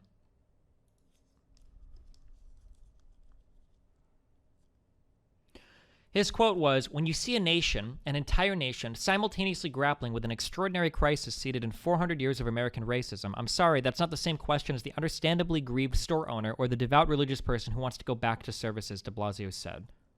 Right. That's a fair statement. It's not a fair statement at all. I mean, so now what we're talking about, so after we went through the whole issue of, well, what's the protest really about? And we were like, yes, I guess selectively, it's not just about Black deaths, it's about all these other issues. So we need to protest that now during the virus, because he's saying you can't go to your work because of this virus. That's the context of the question. And he says, yes, but why do we need to protest right now? Particularly when his city is burning, right? So it's not like these are all like Million Man marches with Martin Luther King. Like, it's not that. His city's burning. And in that context, he says, yes, you can't go to work because your job's less important than these protests because it's 400 years of racism. Sure. I mean, well, I mean, like, because the idea should be that hopefully you can go back to work in a couple of weeks, and that'll still be Why there. can't you protest in a couple of weeks? Because that's not how protests work. Nobody's going to say we'll be back in a few weeks, right? But that doesn't mean the person enacting the law that could fine you, take away your license, or throw you in jail saying you can't go to work or church, that doesn't mean that person should say, well, I think these protests, COVID means that you can't go to work, but COVID doesn't mean that you can't protest. Yeah, probably because protecting people's right to protest is fundamentally more important than, like, protecting your right to assembly? Or to the freedom of religion? Well, nobody... Then how does people, that make sense? Well, because... protecting people's right to protest a specific event that happens, right, seems to be pretty central and important to, like, our First Amendment rights, because this protest won't be here in 2 months. That's not how any of these things work. Whereas, like, telling people that they can't assemble in large places due to a quarantine measure is something that in a month or two will go away. We can't just do these protests in 6 months or in 2 months or in 3 months. It's not going to be there, right? And this is why? I mean, why? Because nothing works that way. Of course not. But why couldn't I protest 400 years of systemic racism 2 months from now? Because usually it's inciting events that cause these things to, like, really take hold. Usually people need, like, some particular thing to happen. Like, we needed a little boy to die of AIDS before Reagan gave a fuck about it in gay communities. Usually you need, like, some inciting event to happen before people are like, okay, yeah, this is fucked up. Like, let's go. Like, usually these are what these movements are built on, right? I mean, it seems easy to say, but if you're someone who's like, look, I own a business, I could afford to be locked down for a month, but not 2 months. And Cuomo tells you, sorry, even though you're going to lose your job, that's less important than someone's right in my city to protest one person dying. Technically, there are other ways that we could alleviate or address those grievances. We should be doing more federal stimulus, for instance, but we're not. Okay, but then I'll turn the argument. Technically, we could be doing more to fight racism, so the protests aren't necessary. Well, but the problem is we're not fighting racism. And we're not providing stimulus and stuff like you said. Sure, and if people want to go out and protest for that, then amen for them as well. If they want to go out and be like, this is bullshit, like we can't survive because we're not getting the stimulus we need, people can go protest that too. I think they probably will be at the ballot box next election cycle, of course. So, in other words, I can't, for my economic viability, I can't go to work, but I can go out and protest for the government to give me money. Yeah, because the work will... hopefully your ability to get a job, well, I guess I don't know at this point, but, like, hopefully you can get work in a month or 2 or 3, but, like, the way that these protests work, the same fire isn't going to be there in a month or 2 or 3. I think that's tenuous at best. I think that anytime you start playing around with, well, your right to assembly could be eliminated unless it's on a particular issue, that's absurd. I think it's absolutely absurd, and it's just asking for a word you were using, draconian leadership, and it could be on the right or the left to say, okay, any protests that favor me, you're allowed out. Anyone who disagrees with me, you're not allowed to protest. You're not allowed to go to your work unless I say so, but you could go out and engage in protest against my political opposition if you want.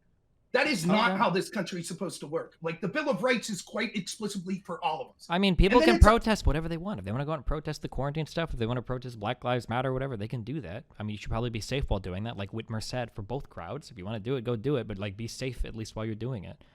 But you can't say that that's legitimate. Then clearly the argument that we need the lockdown to save lives is garbage. Why? Because you're saying that if people go out and protest for a week, that undoes 2 months of lockdown? Why wouldn't it? Because What getting evidence together do you in have? outside environments for some percentage of the population is far different than everybody carrying on for business as usual for 2 months. The Imperial College study and most studies said that if the lockdown was going to be necessary, it would need to be a long-term lockdown. We even saw all the experts like Dr. Birx and Dr. Fauci were saying, even as late as last week, the lockdown needs to continue. We saw all these experts say over and over again, if Florida lifts their lockdown, there's going to be problems. If Georgia lifts their lockdown, there's going to be problems. But now all of a sudden, coinciding with these riots and political protests, this was the exact time that it was okay now to open the lockdown. But only if First you're of all, I'm pretty protesting, sure not if you multiple wanna go to states work. have already been entering phases of starting to undo the lockdowns. I don't think that the protests That's on right. George Floyd got these states like, oh, okay, well, let's lift the lockdown now. Okay, number one. That's number what New York did. Do you think New they York did it City just in response to the lockdown? protests, or do you think this has been part of their phase 1, phase 2 plan that's been in the works for quite a while? No. In New York City, they're still locked down, but they're giving the okay to protest. Oh, sure, but I'm saying that like people aren't opening their states and undoing the lockdowns just because of the protests. But What's the reason for the lockdown? Because it's medically necessary, right? sure, okay, wait, hold on. Also, the idea that if people are locked down, protesting undoes all of that is probably just not true. One, it's not the whole percentage of it's probably just a small percentage of the population that's protesting. Two, transmission of diseases and everything in an outdoor environment is a lot different than people going to work every single day and interacting with different people and touching people and everything every single day in an office environment. Like, we know that these types of diseases transmit way more easily indoors than outdoors. That if you're in an They're office with arresting- 5 people, you've got a much higher chance of getting the disease than going to a beach with 100 people. They're arresting people in public parks and beaches. Okay? De Blasio I believe just yesterday, asked a bunch of Hasidic Jews out of a park, sent the police to get them out of a park. So he won't send the police to stop the rioters, but he'll send people to enforce social distancing. Wait, for haven't that people wants been to sending stop it. police to stop rioters literally all over the country? What do you mean?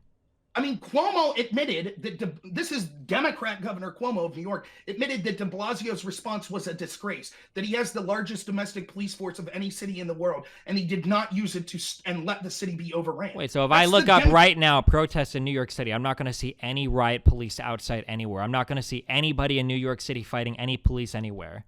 Who said that? But they're admitting that they left areas of the city, they let the rioters go. So Isn't they think it's- that what people do in every single riot, every single time in all of human history? You can't contain Yes. every single riot completely. You don't have the force for it. And oftentimes it's better to just let the rioters burn themselves out in certain areas before you come in and move them out anyway. Isn't this like super standard for dealing with riots in every part of the country throughout all of human history? I don't recall cities allowing themselves to be overran to the extent that what I saw in the past few days. I don't recall that. I don't recall things like police precincts burning down. I don't recall that. For the And Ferguson riots, then weren't there this- stuff that were like, also keep in mind, I don't know if we've had riots this severe since Rodney King. I mean, like, the Detroit riots Right. were fucking massive. Like, there were tons of things Right. like burned down in that. I mean, I don't, like, the thing is that like if you're comparing this riot to like other riots that we've had over the past like 10 or 15 years, I don't think they've been as extreme as this. Okay, so let's assume that's true. Why won't de Blasio accept the National Guard then? If you're saying that they were overran, there literally wasn't enough police to deal with this. Why wouldn't you accept the National Guard to help? I mean, I don't know. Why did he say? What was his stated reason for it? I have no idea.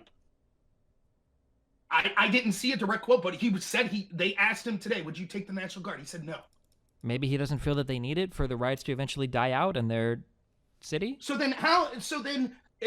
how long do we have to leave these people riot before we so at the exact same time, and this is why the context is important, at the exact same time we're saying, well, we'll just leave the property destruction, the people being hit by cars, the store owners being beat, the people being shot to death, we'll leave all that go. But de Blasio in the same day is like, don't you go out to the park and walk your dog. We'll send the police for that.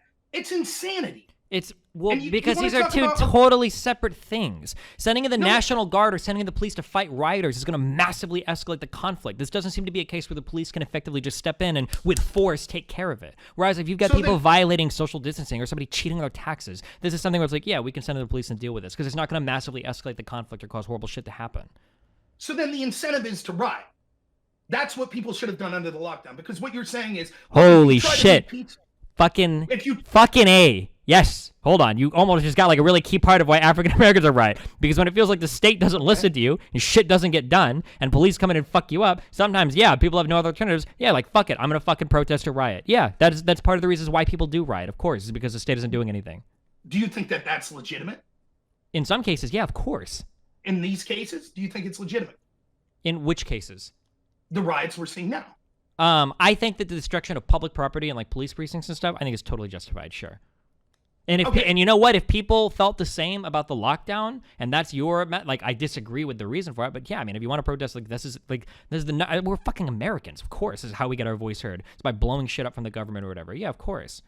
I think that's insanity. I mean, it's just anarchy. So anyone. Wait, I mean, like, was like the whole Revolutionary War, was that anarchy, or the Civil War, was that anarchy? I mean, this is how Americans protest, right? Is by fighting back against the government sometimes. So the argument is that the founding fathers fighting back against leadership from another country is the same as people burning down neighborhoods. What do you mean leadership from another country? We were British. Right, we were separating from the country. Is that what you're saying? But we were part of the country. We were British. Like like when Paul Revere rode around, he didn't say the Americans are coming. That's a myth. We were British at the time. Or the British are coming. Like everybody was British. Like of course. Like if everyone was British, why did he say the British are coming? He didn't. That's the myth. He never said that line. It wouldn't have made sense for him to ride around saying the British are. Yeah, I'm almost 99% sure that line was never uttered. He didn't say the British are coming because they were British. Everybody was British. It wouldn't make sense to say that. Yeah. Okay. Well, hey, you might be totally right. I've never heard that, but that's interesting. Nonetheless, they were fighting to leave a country to create a separate country. Sure, of course. I'm just saying that, like, protesting the government. Okay, listen, you're a conservative, and I would bet my life right now, knife to my throat in a video game, that you've probably said at some point in time, the Second Amendment is so fucking important because we need to guarantee our right to arms to fight against a violent government oppression against us. I'm almost positive that as a conservative, you sound exactly the kind of person who made an argue like that in the past, right? So clearly, it's literally in our Constitution that fighting against the government, that was it the Declaration of Independence that said that we have not an opportunity but an obligation to fight against an unjust government or whatever? Like, I mean, like this is pretty dug into like a part of our American blood, right? Is fighting against an unjust government. I've done hundreds of videos. I challenge you to find me doing one video where I've ever advocating political violence for any of the Bill of Rights issues that I talk about all the time. Okay, wait. So do you think that the Second Amendment is important to fight against the government oppression? Yes. That's an advocation of political violence. Yes, if you're talking about the government directly attacking you and using violence on you. Okay, well, police are the government, and they directly attack and use violence on black people. So it seems to be about as direct as it can possibly be. No, direct violence would have been if George Floyd defended himself. Absolutely, he had the right. I don't have the right to shoot a cop over here because states over George Floyd got killed, especially when we've already came through the argument that, yes, okay, it's not really about black men being killed. It's about other things like them not having as much economic justice. So that's worth killing. Now we could say, well, because I don't like the fact that there's a lack of economic justice that I perceive, and I believe it's for systemic racism. Now I'm justified in damaging property and killing people. This proves the original point that I was making. You're going to disagree with this, obviously, but that if we embrace this lie and we just say it's systemic racism, that's the problem with everything, it leads to the point where people say, and that justifies riots. I mean, I don't think rioting against businesses and neighborhoods is justified, but against public institutions, sure. I never said it was okay to destroy businesses or innocent people that aren't involved. But I mean, rioting against like public institutions is like, this is like one of the most American parts about us. Like people in Europe have like a fundamental enjoyment of government. They trust the government. They want the government to do things. In America, we're the exact opposite. Like rioting against the government seems to be something that's pretty baked into who we are. Again, Lamppost says it's not economic injustice, it's police violence. Yeah, that's not what Destiny said. You said it's right. We're agreeing it's not about police murdering a person because they're racist. You said that's not the case. No, well, that's what these particular protests and riots are about, but there's a whole bunch of other stuff that plays into it. It's like if you walk up and call a black person the N-word, the black person isn't mad because you called them the N-word. They're mad because like that's like the icing on the cake of all sorts of other systemic like things that exist in the United States that fucks with that person. There's a reason why if somebody walks up to me and calls me a cracker, I don't give a fuck because in society being white isn't necessarily like I don't deal with issues in the US because I'm white. But the problem is that like when you look at minority groups that have like a whole deluge of shit that's part of these systems that oppress them, that things happen that become tipping points. And then the response comes to things like that, but those aren't like the things in and of themselves. Like one black person getting killed by the cops who the fuck cares? If it's just one black person dies of the cops. Shit happens like that all the time with all sorts of people. The problem is one black person getting killed by the white cops becomes the icing on the cake to the cornucopia of problems that black people have in the United States. So in a way, the protests and the riots are about protesting against this particular Black Death. That's what they're about, but they're not there because of just that one person getting killed. Does that make sense? Or I understand what you're saying, I do, but again, it all cruxes on the point of the oppression. But we can't just look at, I thought we were in agreement, you can't just look at the data, you have to look at the underlying reasons. So for example, if these riots are legitimate over that, what if there were riots over Michael Brown? That was a lie. Hands up, don't shoot. Sure, there are some people that people choose that are stupid, but like Trayvon Martin, I think is a better role model. Like how? Zimmerman fucking hunted this dude down in a fucking neighborhood and shot and killed him. What the fuck? That was crazy as fuck. He wasn't a police officer. Who cares? It was still fucked. So wait. Your argument is if cross-racial, that's the oppression. It's cross-racial deaths. That's what we're going to talk about? No, it's not just cross-racial death. It's the, like, that plays into the larger narrative that, like, if you see a black guy wandering around a neighborhood, like, maybe we should go hunt him down. What about the, fuck, I don't even remember the guy's name. They just got driven down in a truck by the 2 or 3 white guys that shot him in the street because they thought that he was stealing something because he walked into a house under construction and then walked away. Armand? Ahmaud Arbery or whatever? Like. Oh, Arbery, yes. Statistically, blacks are 23 times more likely to kill whites than vice versa.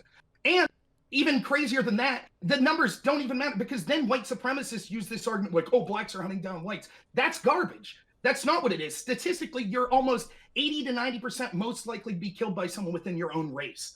So the idea of cross-racial violence, we should just dispense with it, that somehow that's indicative of something anyways. But if you focus on it, like in the George Zimmerman case, well, the data clearly shows that white people are killed at a higher clip from black people than vice versa. And by the way, Zimmerman wasn't, I believe he identified as Hispanic. But again, because the people in power want to use blacks as pawns, they said, oh, no, this is a narrative of a white killing a black person. I don't think it was the matter of who killed the black person. It was just the idea that a black kid running around through a neighborhood could be extrajudiciously hunted down and murdered by a guy who felt like he was protecting his community, whether the guy was Hispanic or Asian or white or whatever. So if the data shows the opposite, then do you think white people have a legitimate grievance that they're killed more by blacks?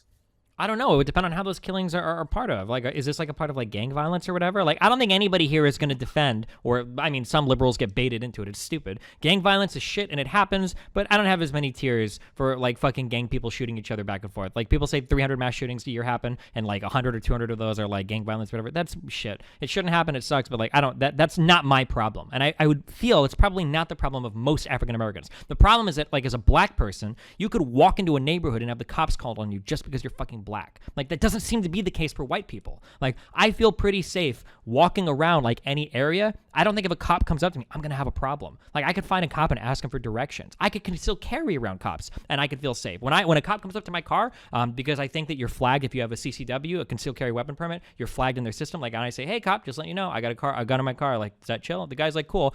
Half the time they don't even ask me to take it out of my fucking car. Like, I feel pretty chill. I feel like if I was black, I don't think I would ever fucking carry. Because I feel like if I say that to a cop, I'm going to get fucking Philip Castile or whatever, and I'm just going to get executed on the spot. Like, I think that's the problem. Regardless of the stats saying, like, maybe black people kill more white people or whatever, which I could believe just because black people commit more violent crime than white people. It's just the idea of, like, what is your place in society and how do people treat you in different areas that the problem is. Like, and again, like, I could be wrong. Maybe you have stats for this. It doesn't seem to be the case that a white person walking around somewhere is going to be hunted down or extrajudiciously murdered by somebody because they're worried because they look like they fit the description of a criminal or something. That doesn't seem to be the case.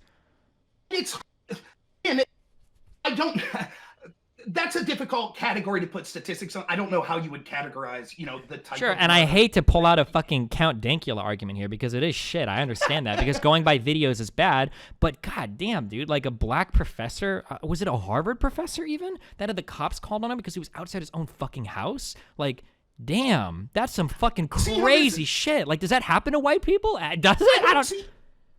I don't see how this is any different than white people that want to go, oh, the knockout game. You see the knockout game? You can't be white and walk in certain communities or black people will just attack you. Like, is that argument, to me, it's as irrelevant to the acceptance of rioting as the argument, well, some black professor got stopped. That's heinous. I agree. But at the same time, so we've admitted that the data shows that if you're unarmed black, you're less likely to be shot, but within the statistical margin of error than white. We admit that blacks kill whites far more. And by the way, someone did make a correct argument in the chat that they said, well, yeah, but there's more whites to kill than blacks. Yes, but there's also more whites to kill people, right? There's more whites to be victims, but there's also more whites to be murdered. So it goes both ways. But anyways, these seem like very tenuous arguments to say, oh, and these riots are legitimate. If the argument was, if data backed up the fact that, you know, there are disproportionately cops hunting and killing unarmed black men, maybe the riots make sense. Maybe you're then like, okay, they fear that their lives are in jeopardy. And the reason they do fear that gets back to my original point. It's because this narrative is being pushed by people in the establishment that want to cause racial division. It's the same reason that, you know, Antifa type people are using this as an excuse to burn down these black neighborhoods right now. And you have actual legitimate black protesters saying, get the hell out of here. What are you doing? It's the exact same thing. People are using that community. And I find it outrageous. I think that it's terrible and that these communities are suffering. You know, the people suffering the most right now are the people that have lost loved ones that have been directly beaten by, you know, people, obviously. And then the people that have lost businesses over it. But other than that, it's the black community it's their towns being burnt down. Yeah, of course, but there are other black people that are fighting against that don't want to see that happening, of course, that don't support like their own towns being burned down.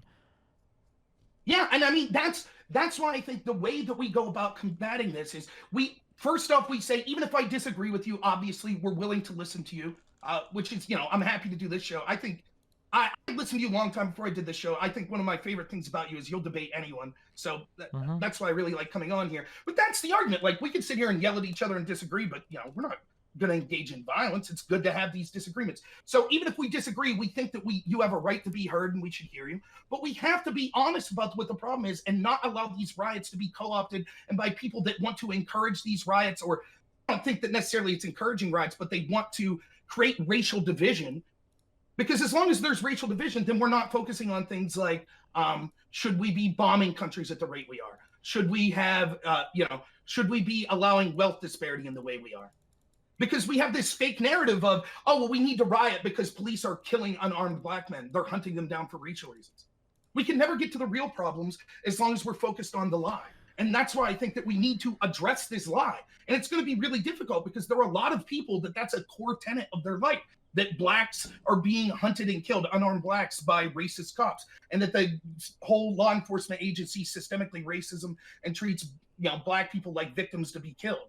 That's not the truth. The data doesn't back that up. Or the idea that white people are, this country is systemically racist towards black people and white people are massively racist and killing black people. That's not true. The data doesn't back that up. Okay, I guess we'll find out what, like, I mean, I don't disagree with you that, like, the singular problem isn't cops killing black people. It's not like this singular problem. But, like, this is what sucks about racism and sexism today in America, right? We solved most of the easy racism, sexism in America has been solved. We typically don't have communities of people hanging black people off trees. Women are allowed to vote. People don't stand outside places of businesses saying Mexicans or Irish need not apply. Like, most of the easy racism and sexism stuff in the U.S. and most of the Western world has more or less been solved. Now a lot of it is a lot harder to see and a lot more subtle and a lot more cumulative on its effects on people. It might be that black people are more likely to be born to single-parent households. It might be that black people might subconsciously be discriminated against when it comes to job hirings because of their last name. It might be like all of these little tiny itty-bitty things add up, and it's really hard to get somebody, like, you just can't start a protest with black people are 15% less likely to be hired based on having stereotypical black names. Like, nobody's going to go out and fucking march for that. So it makes more sense that people rally behind, like, a big killing like this, even if, like, that killing isn't necessarily the sole reason, or even if that issue, police killing black people, isn't the sole reason why people ought to be out and rioting. It's more like this is just the inciting event to a culmination of issues that are impacting black people disproportionately that causes them to get out in the streets and riot. So hopefully, the goal is that hopefully we see some kind of reform after this that starts to move us in a direction where some of these grievances are being addressed. I mean, it comes down to whether or not people actually show up to the polls and vote, but I mean, that's what we have to wait and see. I mean, I don't think that rioting based on kind of a false narrative that we see a lot of people, the reason they're rioting is, I don't think it's bringing people together. I think, for example, you saw universal condemnation of this cop. Now there are a lot of people that are like, well, yeah, I still have condemnation of this cop, but look at what's going on in these communities, the riots and stuff like that. Now I want no part of it. The same was true in the Ferguson situation and things like that. To me, it seemed like under Obama, there was kind of, at the beginning of Obama's tenure, there seemed to be a mass agreement, at least maybe it's just the circles I was hanging in, about police brutality, the need to reform, the blue code of silence and things like that. By the way, I don't think all cops are racist or anything like that or violent. Yeah. But you know what I'm saying? And now it seems like it couldn't be further away. I mean, like, you say that, and maybe that's true, but Martin Luther King talked a lot about nonviolence and peaceful protests, and he did it a fuck ton. And then he got fucking murdered in the April of 1968, and then people were like, fuck this shit, we're rioting. And then after that, we got, no, fuck, shit, I've got my timeline for this. It wasn't after Martin Luther King's death, but it was like the riots that broke out that eventually caused the Civil Rights Act to get passed, right? Like, it seemed like it wasn't happening in just a response to the peaceful protests. It seemed like it was a response to, like, the actual race riots that were breaking out in the United States. I think Martin Luther King got assassinated after 68 versus 64. So basically you said it's over economic stuff, and it's over, like, the fact that, like, a black professor, not that specific situation, but that idea that you could be someone and you're pulled over by the police. That's worth all of these riots? That's what we need. Oh, well, in order to solve that, we need to have these riots, which predictably is driving a wedge between people as this type of extremism happens. You know who's really happy right now? Richard Spencer. I'm sure he's gleeful right now, and a bunch of, scumbag racists are going, oh, see what's going on in the black community? Well, yeah, but, like, what if we get similar changes after these riots as we did as the ones that led to the Civil Rights Act? Like, well, then the lesson's going to be learned. The incentive will be learned. Okay, well, then if you have perceived political non-power, the key to winning it back is rioting. Sure, and that's the kind of pressure that you need, right? Yeah. I feel like, dude, I grew up listening to Glenn Beck so much. I have all of these hardcore Republican things that are still instilled with me. The idea that, like, public officials should be scared that you're going to riot against them. Like, what it means to be an American is that your president, your governor, your mayor is constantly worried that the people are going to rise up and toss their ass out of office if they don't respond to the will of their constituents. Like, shouldn't that be the case? I mean, is that what's happening? Is that what you think? Maybe if this was a dedicated movement that said we're just attacking this police precinct, I think that the actual state buildings that have been burned down are far, far, far, far less than the private businesses, than actual shop owners have been beaten, that people have been shot, police officers being ran over by cars. I mean, none of this is the form of legitimate rioting or protesting that you're referencing that the founding fathers would have been for, if necessary, using threats to take back the government. I don't see how beating some shop owner is accomplishing that. No, I'm not defending those riots. I'm not saying that. I'm not saying you're defending that, but we know you're defending the riot, and you know that that's the majority of the riot. I don't think the majority of the riot, there are tons, I don't know what the numbers are going to pan out to right now, but there are plenty of peaceful protests occurring around the United States as well right now. But that's not, I'm not talking about the protests. We can agree peaceful protests are great. You said the riots were legitimate. I said that rioting against public institutions is legitimate. If you want to burn down a police precinct, or like a cop car, flip a cop car, whatever, that type of stuff is defensible. But attacking, like, other businesses and other people is not acceptable. Okay, but we can see the majority of the buildings being attacked. I don't know if we know that right now. I don't know if we know the majority of rioting has been against businesses or not. It's possible that it could be. Okay, but how about a large portion? Would that too much of it is, sure. I agree, of course. And so, like, why would we, like, it just seems, and again, what are we talking about here? Maybe this would be acceptable if we were talking about the actual truth was that unarmed blacks were being killed by police in the manner that I was speaking of. But when we're talking about, well, actually, it's more about economic justice and stuff. And then the inverse argument's true of COVID. Well, no, we had to shut people's jobs down and we had to destroy the economy over a fear.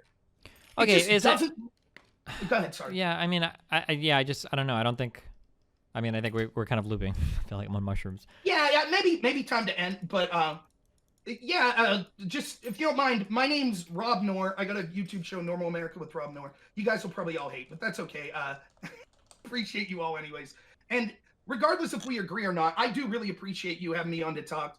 And I think that if we had more conversations like this, maybe it would mean rioting would be less necessary. So. Yeah, I mean, it all depends on if legislation gets passed, right? But Literally live right around the we'll exact see. center between the spot where I Floyd don't died. see how this is going to lead to political. And the I mean, spot I where think as a 3rd pure precinct political was. move, I I have don't know some that this is a opinions if you win would like for to. the type of people that these riders would want to be elected. Well, like, For example, do you Bernie think Sanders might have been like someone that they may have liked? I think this will hurt a candidate like Bernie. do you think that like do you think that we're going to see some sort of response to what's happening? Do you think we're going to see some sort of legislative response? I think that we'll see some lip service paid. It'll be like, oh, we started a commission that will look at police. Do you think that this nothing. type of stuff is going to help or hurt Trump in his election? I think the riots will help Trump. Yeah, I guess we'll find out like, where the public polling and everything turns out. Yeah. I mean, I don't know though. And I can tell you right now that factors 0 into my calculus. Like, I'm more. Well, no, I mean that's really important. If stuff like this and Trump's response ends up making him less likely to get elected, I assume most of the people protesting or rioting even would assume that that's like a victory on their part. I mean, that's outrageous, though. If you're rioting for that kind of political reason, that's even worse. I mean, when top down, when the only responses Trump has given is that when the looting starts, the shooting starts, or like quoting literally like racist. That's what happened. He's literally quoting like a racist cop from '68, I think. Like that's not a good look. Like that's not a good way to manage your citizens protesting. Like when you're literally tear gassing people out so you can do a shitty photo op in some cemetery or church or whatever, that's St. John's Place or whatever. Like these are really bad looks for how Trump is handling things, and I'm sure a lot of people will be happy with literally anybody else at the helm but him. I mean, I think that what you're saying gets to a truth of what a lot of people are thinking on the left, which they actually like these riots. And I think that this could be a reason. This is the conspiratorial nature in me, but this could be why people like de Blasio are like, yeah, go ahead, keep rioting. We're just going to give up parts of the city and be unwilling to accept the National Guard. Well, I don't think there's conspiratorial at all. I think that affecting political change like this is fine. Like that's part of the goal. Like activism and riots are one side of the coin, and the other side is voting. Like bringing awareness to issues like this, you know, and an attempt to get people to vote differently is part of the goal, right? If we're looking at it in a political calculus and you're a Democrat and I'm a Republican, I will be happy to have that soundbite that you're admitting that de Blasio is allowing his city to burn because he thinks. I don't know how much de Blasio is allowing a city to burn, but I'm pretty sure riots are being allowed to burn to some extent in every major city because you can't just send in the cops and the National Guards to destroy everybody and get everything. You have to let people like burn themselves out a little, right? I just think that's outrageous. I think it's outrageous. Would you say the same thing about the Charlottesville protesters? Should they have been allowed to just burn themselves out instead of leading to a confrontation that actually resulted in some scumbag murdering someone? Of course not. They said my understanding is that this is how every single major riot plays out. That nobody has a big riot and they send in the police and they just like crush it immediately. Like I'm pretty sure the Charlottesville protests were allowed to carry out. Like, so what's the amount of days that it would go before you'd say, okay, well, maybe it's time. I don't know, man. A few days. I mean, it seems like we're hitting the limit now, where like people should probably like fuck off. Like it seems like. Well, I mean, last night was pretty damn bad. That was what, day 5. Sure. Maybe people feel like they need to keep going until like an actual concrete concession is made. Then I don't know. Maybe that's the goal. Like. But what's the concession? Like when you start. The concession might be the firing of certain police chiefs. The concession might be the passage of some legislation that makes a third body arbitration. I think, didn't Obama have an initiative that he launched under the DOJ that would have given more third party oversight to cops that Trump disbanded? Maybe something like that coming up again, or maybe a changing in the rules and how police conflict is dealt with when innocent people or when other people get murdered by cops. Like I don't know. Like there's a number of concessions that I'm sure people would like to be made. But look, if we're going to make the political point, well, Trump got rid of this concession. Also, a lot of leaders in the black community were adamant that they wanted prison reform under Obama, who wouldn't give it to them, and Trump did that. So the type of prison reform that people wanted, the type of prison reform that made it so we got rid of nonviolent drug offenders, or got rid of like, what do you mean? Like, yes, that's what Trump's prison reform did. Was it perfect? Did it get rid of all nonviolent? No, but it was a damn step better than what was done under the previous administration, and leaders in the black community agreed.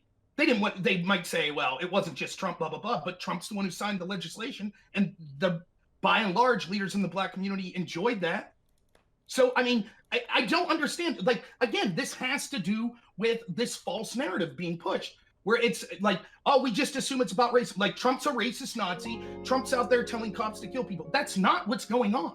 That's the data. Trump's rhetoric has been absolutely inflammatory during this whole thing. I don't have to answer. It's fine. I mean, it's inflammatory in the sense he came out immediately and he said that he thought the death was outrageous and that his DOJ would be investigating. And then he said, if you loot, like, we're not going to deal with these rioters. We're not going to let you riot. Trump not, is like literally like on the phone telling people that if you find people protesting at night, you should put them in jail for 5 years. And he's asking people to make burning the flag illegal. Like, I mean, if he said that, that's outrageous. I haven't seen him say burning, like that people should go to jail for 5 years for protesting. I'm sorry, it might have been 10 years. CNN leaked, apparently one of the governors recorded a call with him yesterday. You can hear him saying that, like, these protesters need to be thrown in jail for like 10 years or whatever. And then later on in the call, he talks about how we need to make burning the flag illegal again. Like, people will probably be on board with it now. Like, so then would that be Trump's rhetoric causing that, or would it be the Democrats released that to inflame racial tensions? Like if that was a private wait, what? Wait. If I were to walk down the street and I were to call like 100 black people the N-word and shoot and kill half of them, and somebody releases that to the public, and then I go, well, who's actually causing the problem here? Is it me that's being racist and killing black people, or is it you that's telling everybody I'm doing it? What? Well, first, it wasn't a racial issue. You're saying he said, I haven't even seen this. No, I'm not saying it's a race issue. I'm just saying that for him to complain that getting leaked was the problem and not him saying it is quite a jump. Like, all right, man. I guess I gotta run. Sure, yeah, that's fine. The phone call must be important, but I do really appreciate it. I really do. And yeah, I hope that everything's well with you and you continued well. Hopefully, I could talk to you again. Yep. Thanks for everyone who listened as well. Okay, have fun. Be careful, man. All right, you too. Holy shit, I'm like out of breath. It feels like we jump around at so many fucking issues. I'm curious how the reopenings will go. If shit gets like super fucked or if shit is okay or whatever.